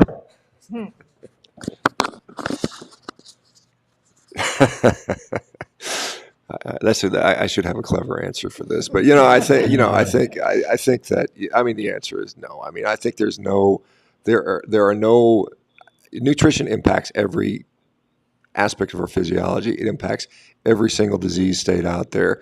Good nutrition is good nutrition. It's basically as simple as that. Now, I can make a joke about veganism, but the cure for veganism is obviously a steak, and that's one of those things that that's the safe thing about it, that there is a cure for that. But I don't know, maybe Dr. Ovadia has a condition that can't be helped by good nutrition. Yeah, I'm yet to find one. So I agree. We really, the point of a carnivore diet is you're getting the most nutrient-dense, bioavailable food source to us as humans. And so how could that possibly be harmful is really my answer to that. And I guess I'm still looking. I'm always, I think as physicians, we're always looking for what we might be wrong about. And in the case of carnivore, I'm yet to find that condition that it's not at least worth trying. And it may not be a miracle cure. it may not cure everything, but I think it's a foundation upon which we can build good health ultimately. Awesome. What do you guys think? Share your thoughts in the live chat, please. Okay, let's keep going. For everyone to answer quickly. From Rob, do any of you eat and or recommend fermented foods such as yogurt, kefir, or sauerkraut on the carnivore diet to optimize the gut biome? Some say we are lacking in these. I think our understanding of the microbiome and what affects it is very lacking at the moment, and we'll hopefully find out a lot more about that. I know people. I actually work with some researchers in Perth, or have worked with them that publish over 150 papers on the microbiome, and even they say like we really don't have all this idea, but they think that this is once we figure it out, we'll have a much better grip on overall health. But as far as like these different fermented sort of things, maybe, but there are a lot of people that don't use any of these sorts of things, and they go on a carnivore diet and it significantly improves their gut microbiome.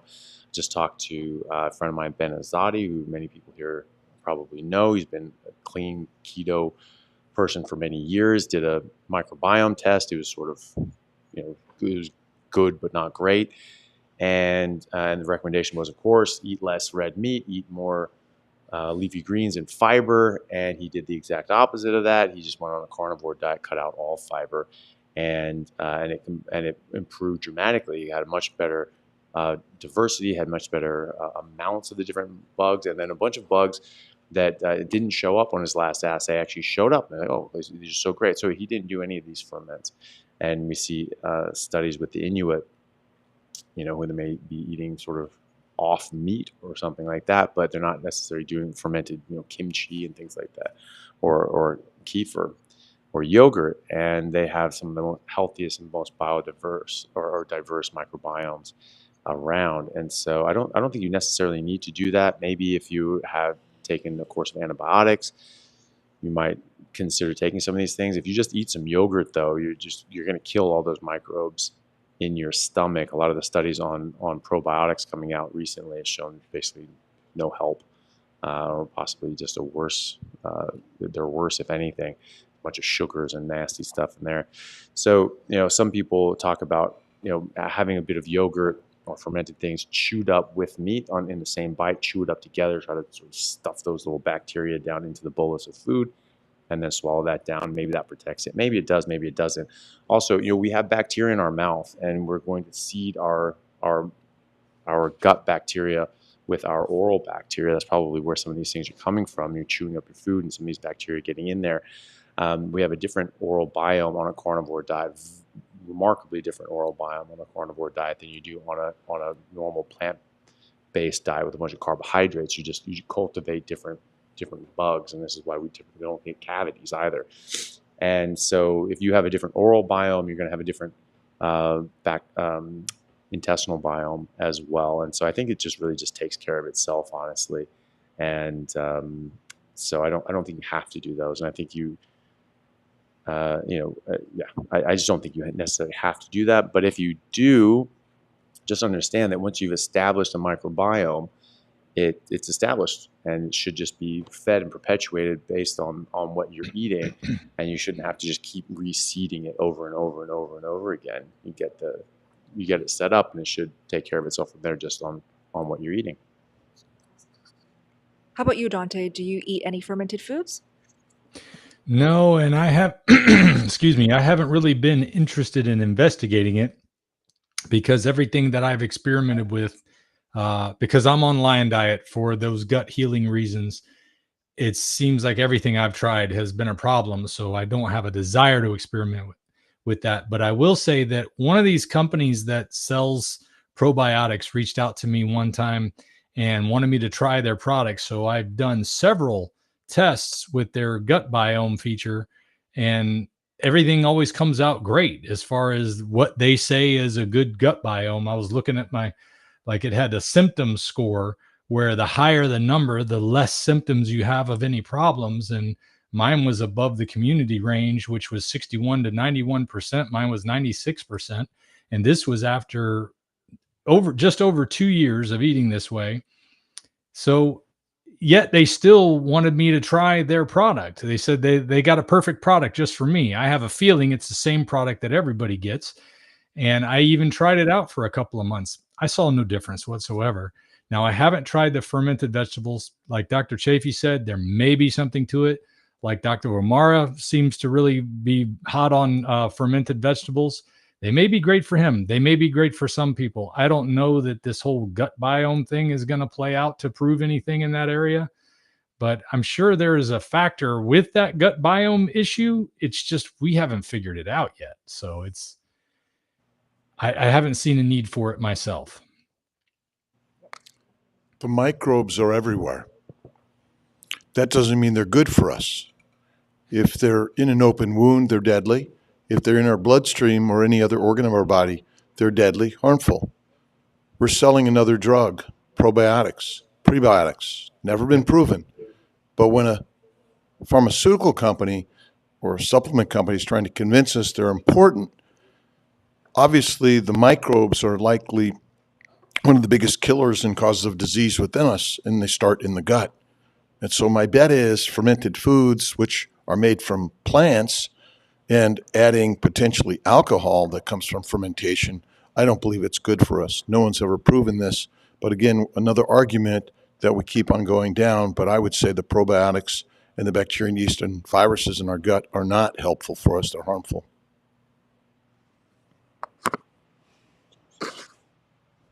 I'll just add quickly that, I've had yogurt from time to time. I don't eat sauerkraut or any. I think, first of all, it tastes disgusting. But the other thing is, if you're for some reason compelled to consume some sort of vegetation, it may be arguably that if it's pre-fermented, it'll be less likely to ferment in your gut. So you'll have less of that. So it may be less harmful to you in that capacity. But to think that it is required, in my view, is kind of preposterous. It's like, when people tell me plants are necessary for human gut function, first of all, there's a nice paper that Dr. Tommy Wood, Lucy Mailing, and one author did in 2021 looking at the metabolic flexibility of the gut, and it shows clearly that we are well adapted to have a healthy gut function, well-fed and well-nourished colonocytes without any fiber in the diet. There's many, many mechanisms to provide that. And then the other thing is the complexity of the microbiome is astronomical. We are literally 110 years after the discovery of cholesterol, still arguing about its relevance, and that's one single molecule. And we've got something that is trillions of times more complex than that, and we think we even have the slightest idea of what we're talking about is complete arrogance, and it's complete nonsense. And Dr. Kiltz, if you want another daughter, Sammy says, please adopt me, Dr. Kiltz. We're on it. Thank you, Carnivorous Dude, for your super chat. I'm showing it on. He says, you all have changed my life for the better. Heart. Thank you so much. We love you. Yes. Ola, for Dr. Anthony Chaffee. I lost 7 kg in 10 months on a strict lion carnivore diet. 6 months before was keto and lost hair. LDL went from 1.8 to 5. No carbs, almost. 5-kilometer walks, 72-hour fast twice a month, and no fat loss. Stall, 0.95 to 87. Any thoughts? Well, you just take a look at it.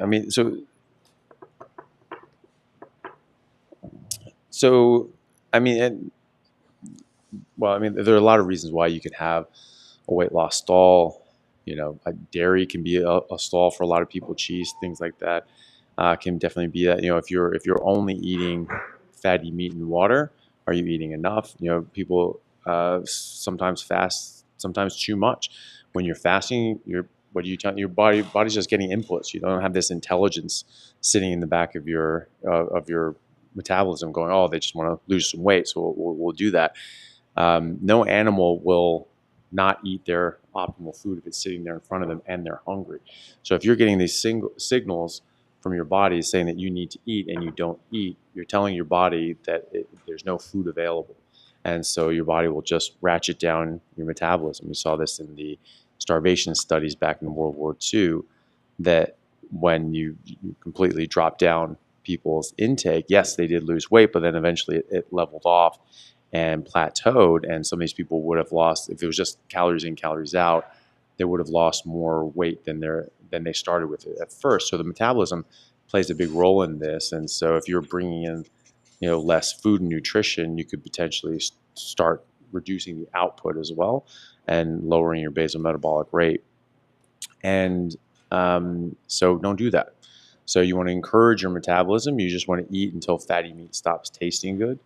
You want to exercise. You want to lift weights if you can, sprint if possible, and then just eat appropriately. Also remember that if you are exercising, you are going to put on muscle, and muscle is going to offset the weight that you're losing. So sometimes people get into a stall and they're actually not in a stall because they're just exercising, and they're replacing the fat that they're losing with the muscle that they're gaining.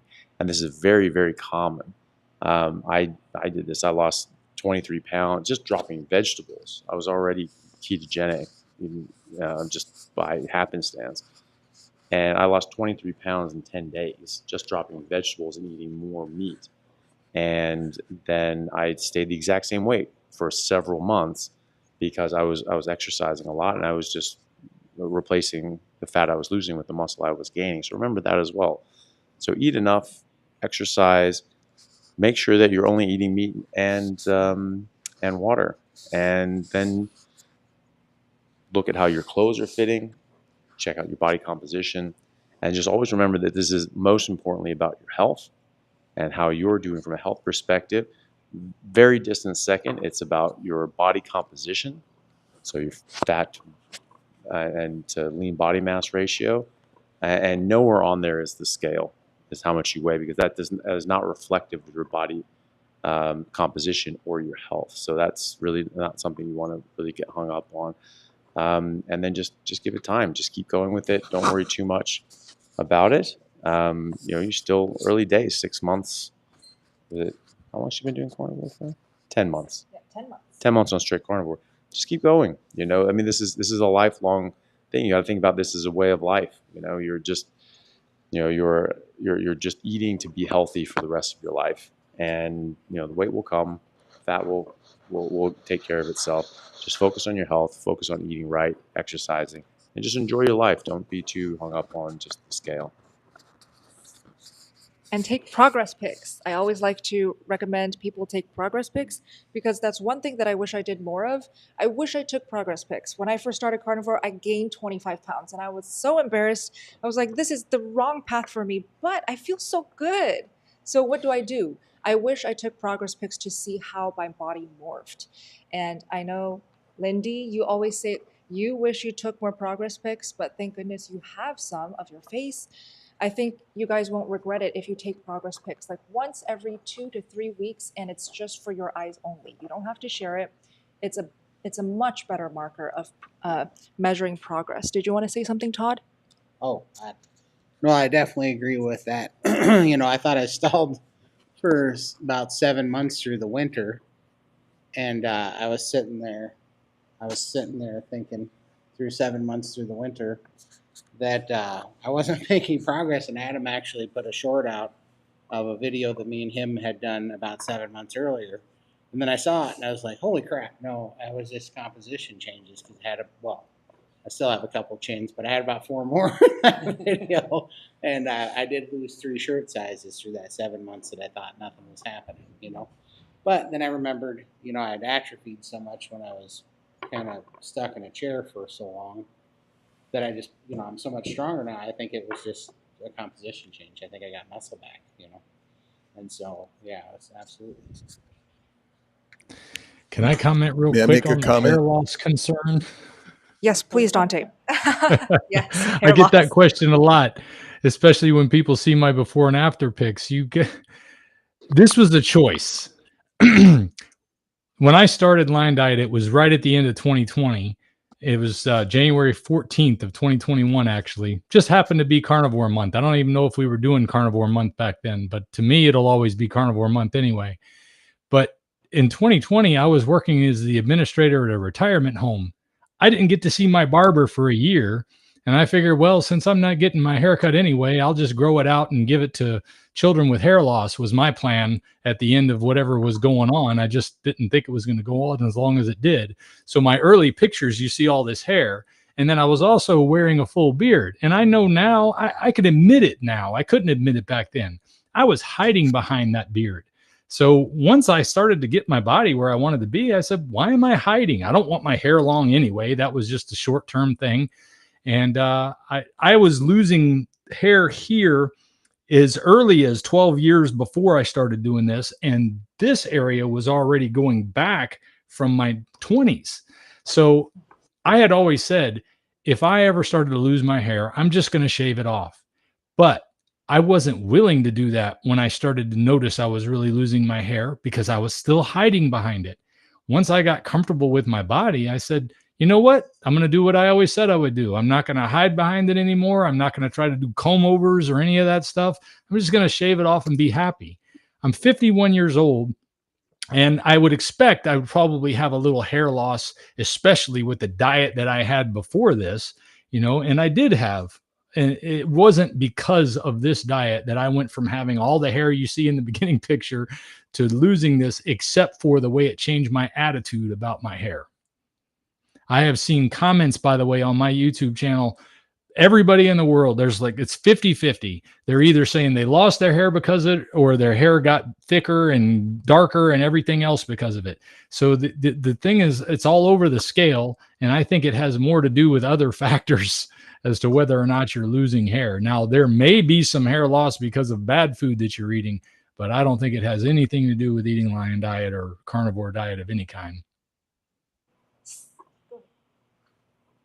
I started going bald when I was 18 years old, and I went bald. By the time I was like 21, completely gone. And I started growing hair back. Now, I still completely shave it because it's unsettling, because I look like a 41-year-old newborn kid growing hair now because it's growing back, and I don't like to see it. But it's actually growing back, and I cannot believe it. It's growing back really pretty thick, and I think I'm not holding my breath, but I might actually have a chance at having hair again. So it definitely grew back. Awesome. Just on the hair loss thing, this is something that some people experience, and it sort of maybe triggers like a fallout phase that people have sort of theorized that, you go into a ketogenic state and that can trigger a fallout phase. It certainly seems to be something that people notice sometimes. But typically what happens, as long as you're not, there are reasons for hair loss. There are other reasons for hair loss, hypothyroidism, nutritional deficiencies, things like that. But, barring those, if you've addressed those or if they don't have those, typically these things, they grow back. And that's what I find in people. They grow back quite a lot more thickly, maybe possibly not more hairs, but potentially thicker hairs. They sort of fall out and then regrow. And then some people, like Todd, regrows. My brother had sort of thinning hair after a couple of months on Carnivore. It was all filled back in. He was like a teenager again. He had like hair model hair. It was just ridiculous. So he came back with and now he didn't get a fallout phase, but he actually did regrow hair. And so that's what some people notice as well. So some people can notice a bit of a fallout, but then they typically find that it comes back if it does fall out and they don't have any of those thyroid issues or nutritional deficiencies. That's something that, Elle, my girlfriend, she works in the hair industry, and she notices a lot with people, and then she works on their hair and she notices like all these like new hairs coming back in. So that's something very typical that she finds when her clients go on a carnivore diet. Let us know, have you noticed hair loss, hair growth, changes in hair when you went carnivore? Put it in the chat box. Also, I want to give Dr. Chaffee's 30-day carnivore challenge a plug. I'm going to put the website on the screen right now. It is an excellent place for very intimate, tailored coaching. Okay, so talk about it, Dr. Chaffee. All right. Yeah. Okay. Yeah. So it's just called howtocarnivore.com, and we just start it every month. It just starts on the first of the month, and we have a lot of different courses and modules that people can go through when they're just getting started on a carnivore diet, and to give people added support and sort of a path forward on what we think are important things to know about when you get started on a carnivore diet. There's also a lot of groups that people can talk to others and get support from. There's a lot of returning members and veterans that have a lot of experience in this, and they can help in the chat. Then we have weekly call-ins and Q&As. First one will be tomorrow, and people get to ask questions. Say, hey, I'm having this problem, or this issue, and can you give me some advice? And we just talk about it. So, it thankfully seems to be something that people find beneficial and useful.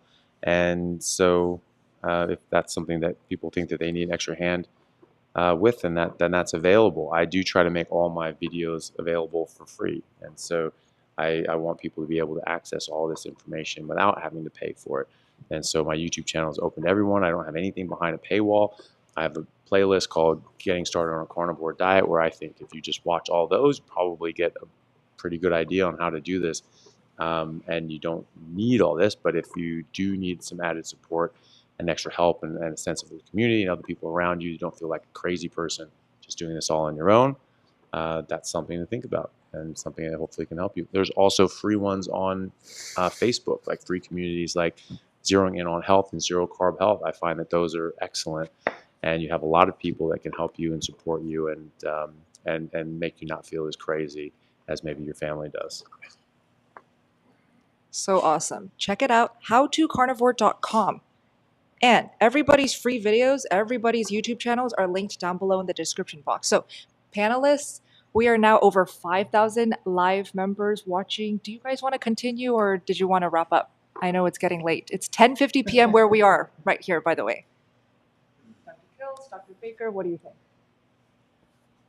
10 minutes?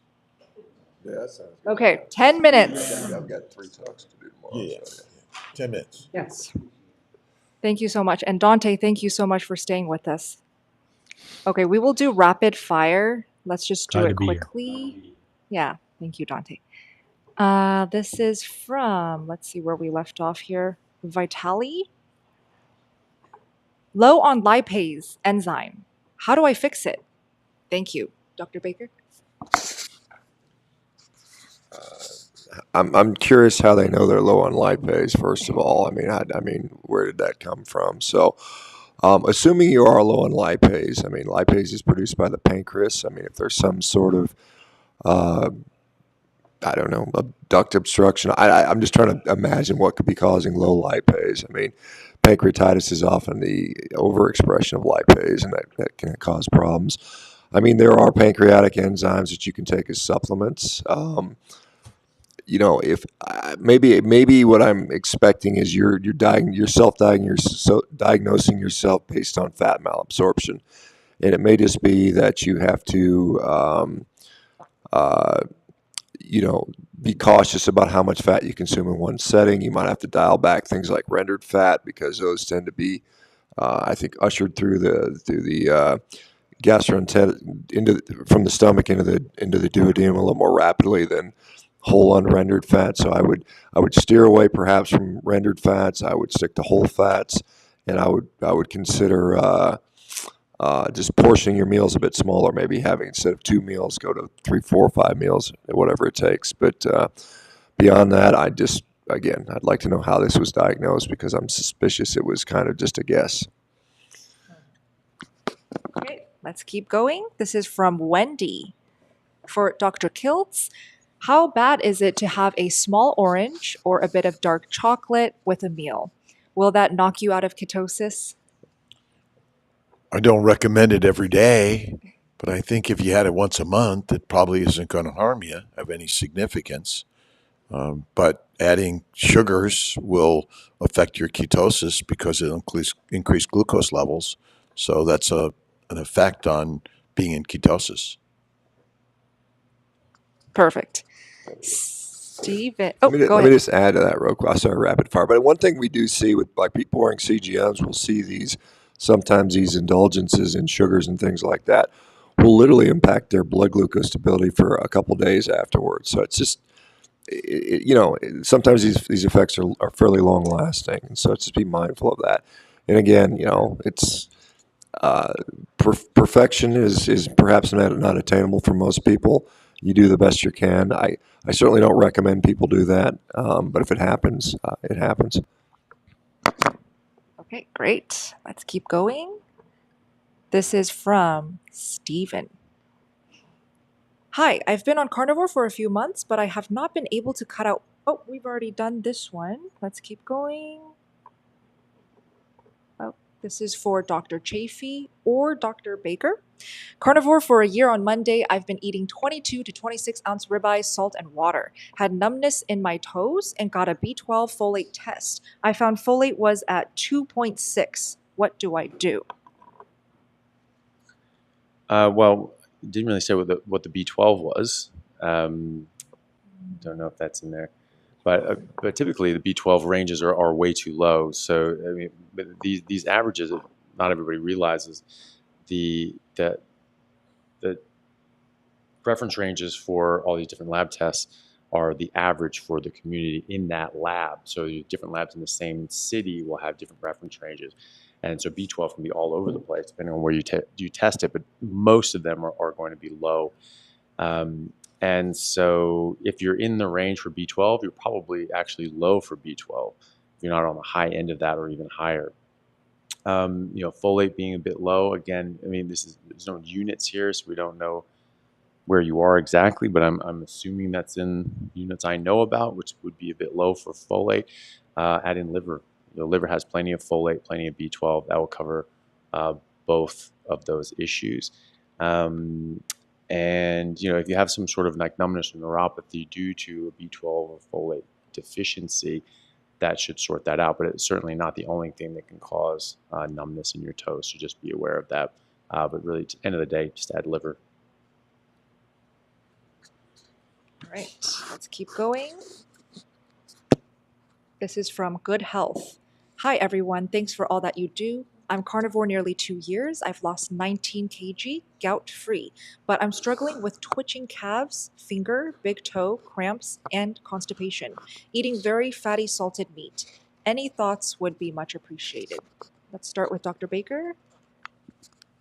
Somebody else chance or? Sure. Dr. Kiltz. I'll go Dr. Kiltz here. So what was that? It was She has cramping and constipation. well, constipation is bloating and pain and feels like you got to go, but you're not. So I always question our definition because on carnivore you go less frequently, and many people consider that constipation, which I don't think it is. But that's when you probably want to add more fat, and that will help tremendously. And then mineral salts, I think, are very good. Magnesium could be very helpful for many people. And stretching and red light therapy, get out in the sun and get walking. Yep, great tips. Yep, this is for Kerry. Thank you to everyone on this panel, and especially to Kerry for starting the Healing Humanity documentary. Any thoughts? Oh, thank you so much. There's so many important stories out there that need to be told, and really appreciate all the support of the community. We couldn't be doing it without you all. Okay, my friend has carnivore, xanthelasma. Will carnivore help, Dr. O? Yeah, I'm going to put this in the category, like we mentioned earlier. I haven't worked with a patient with this condition, but I don't see how it can hurt. It's worth a try. That's what I always say. Perfect, thank you. Lindy and Todd, you guys do this one. Thank you so much for your super chat, Bella. 53-year-old female hurt lower back last year in March, which led me to carnivore. No more pain there. I'm down 80 pounds, but I'm still 230 pounds. I am wanting to start to add muscle because I know it is going to impact or lessen at my age. Where or how is the best place to start? I started with resistance bands, and then I did light, high rep free weights because I just wanted low impact. And it's crazy how quick that muscle will come back and how strong everything will get in a very short period of time.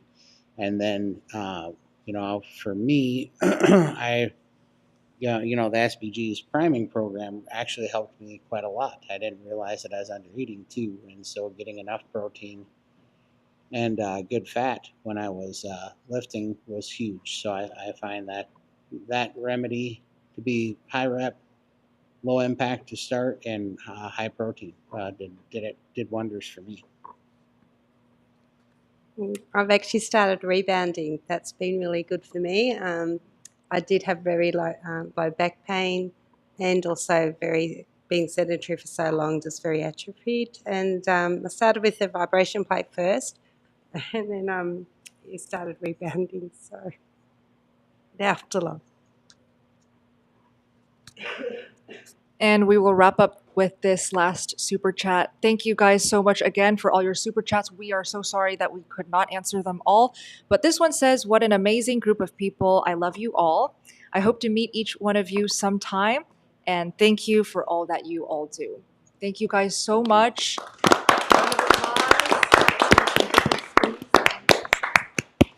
Feel free to express your gratitude in the chat box. We love you guys and have a beautiful night. Don't forget to hit like and follow everyone in the description box. Everybody, let's hold up our Carnivore Crisps. One more shout out to our sponsor. Thank you so much. Check them out. Discount code EAT MEAT. Yum. Eat meat, be the best. Eat meat. Description box down below. Thank you, Dante. Love you. Good night.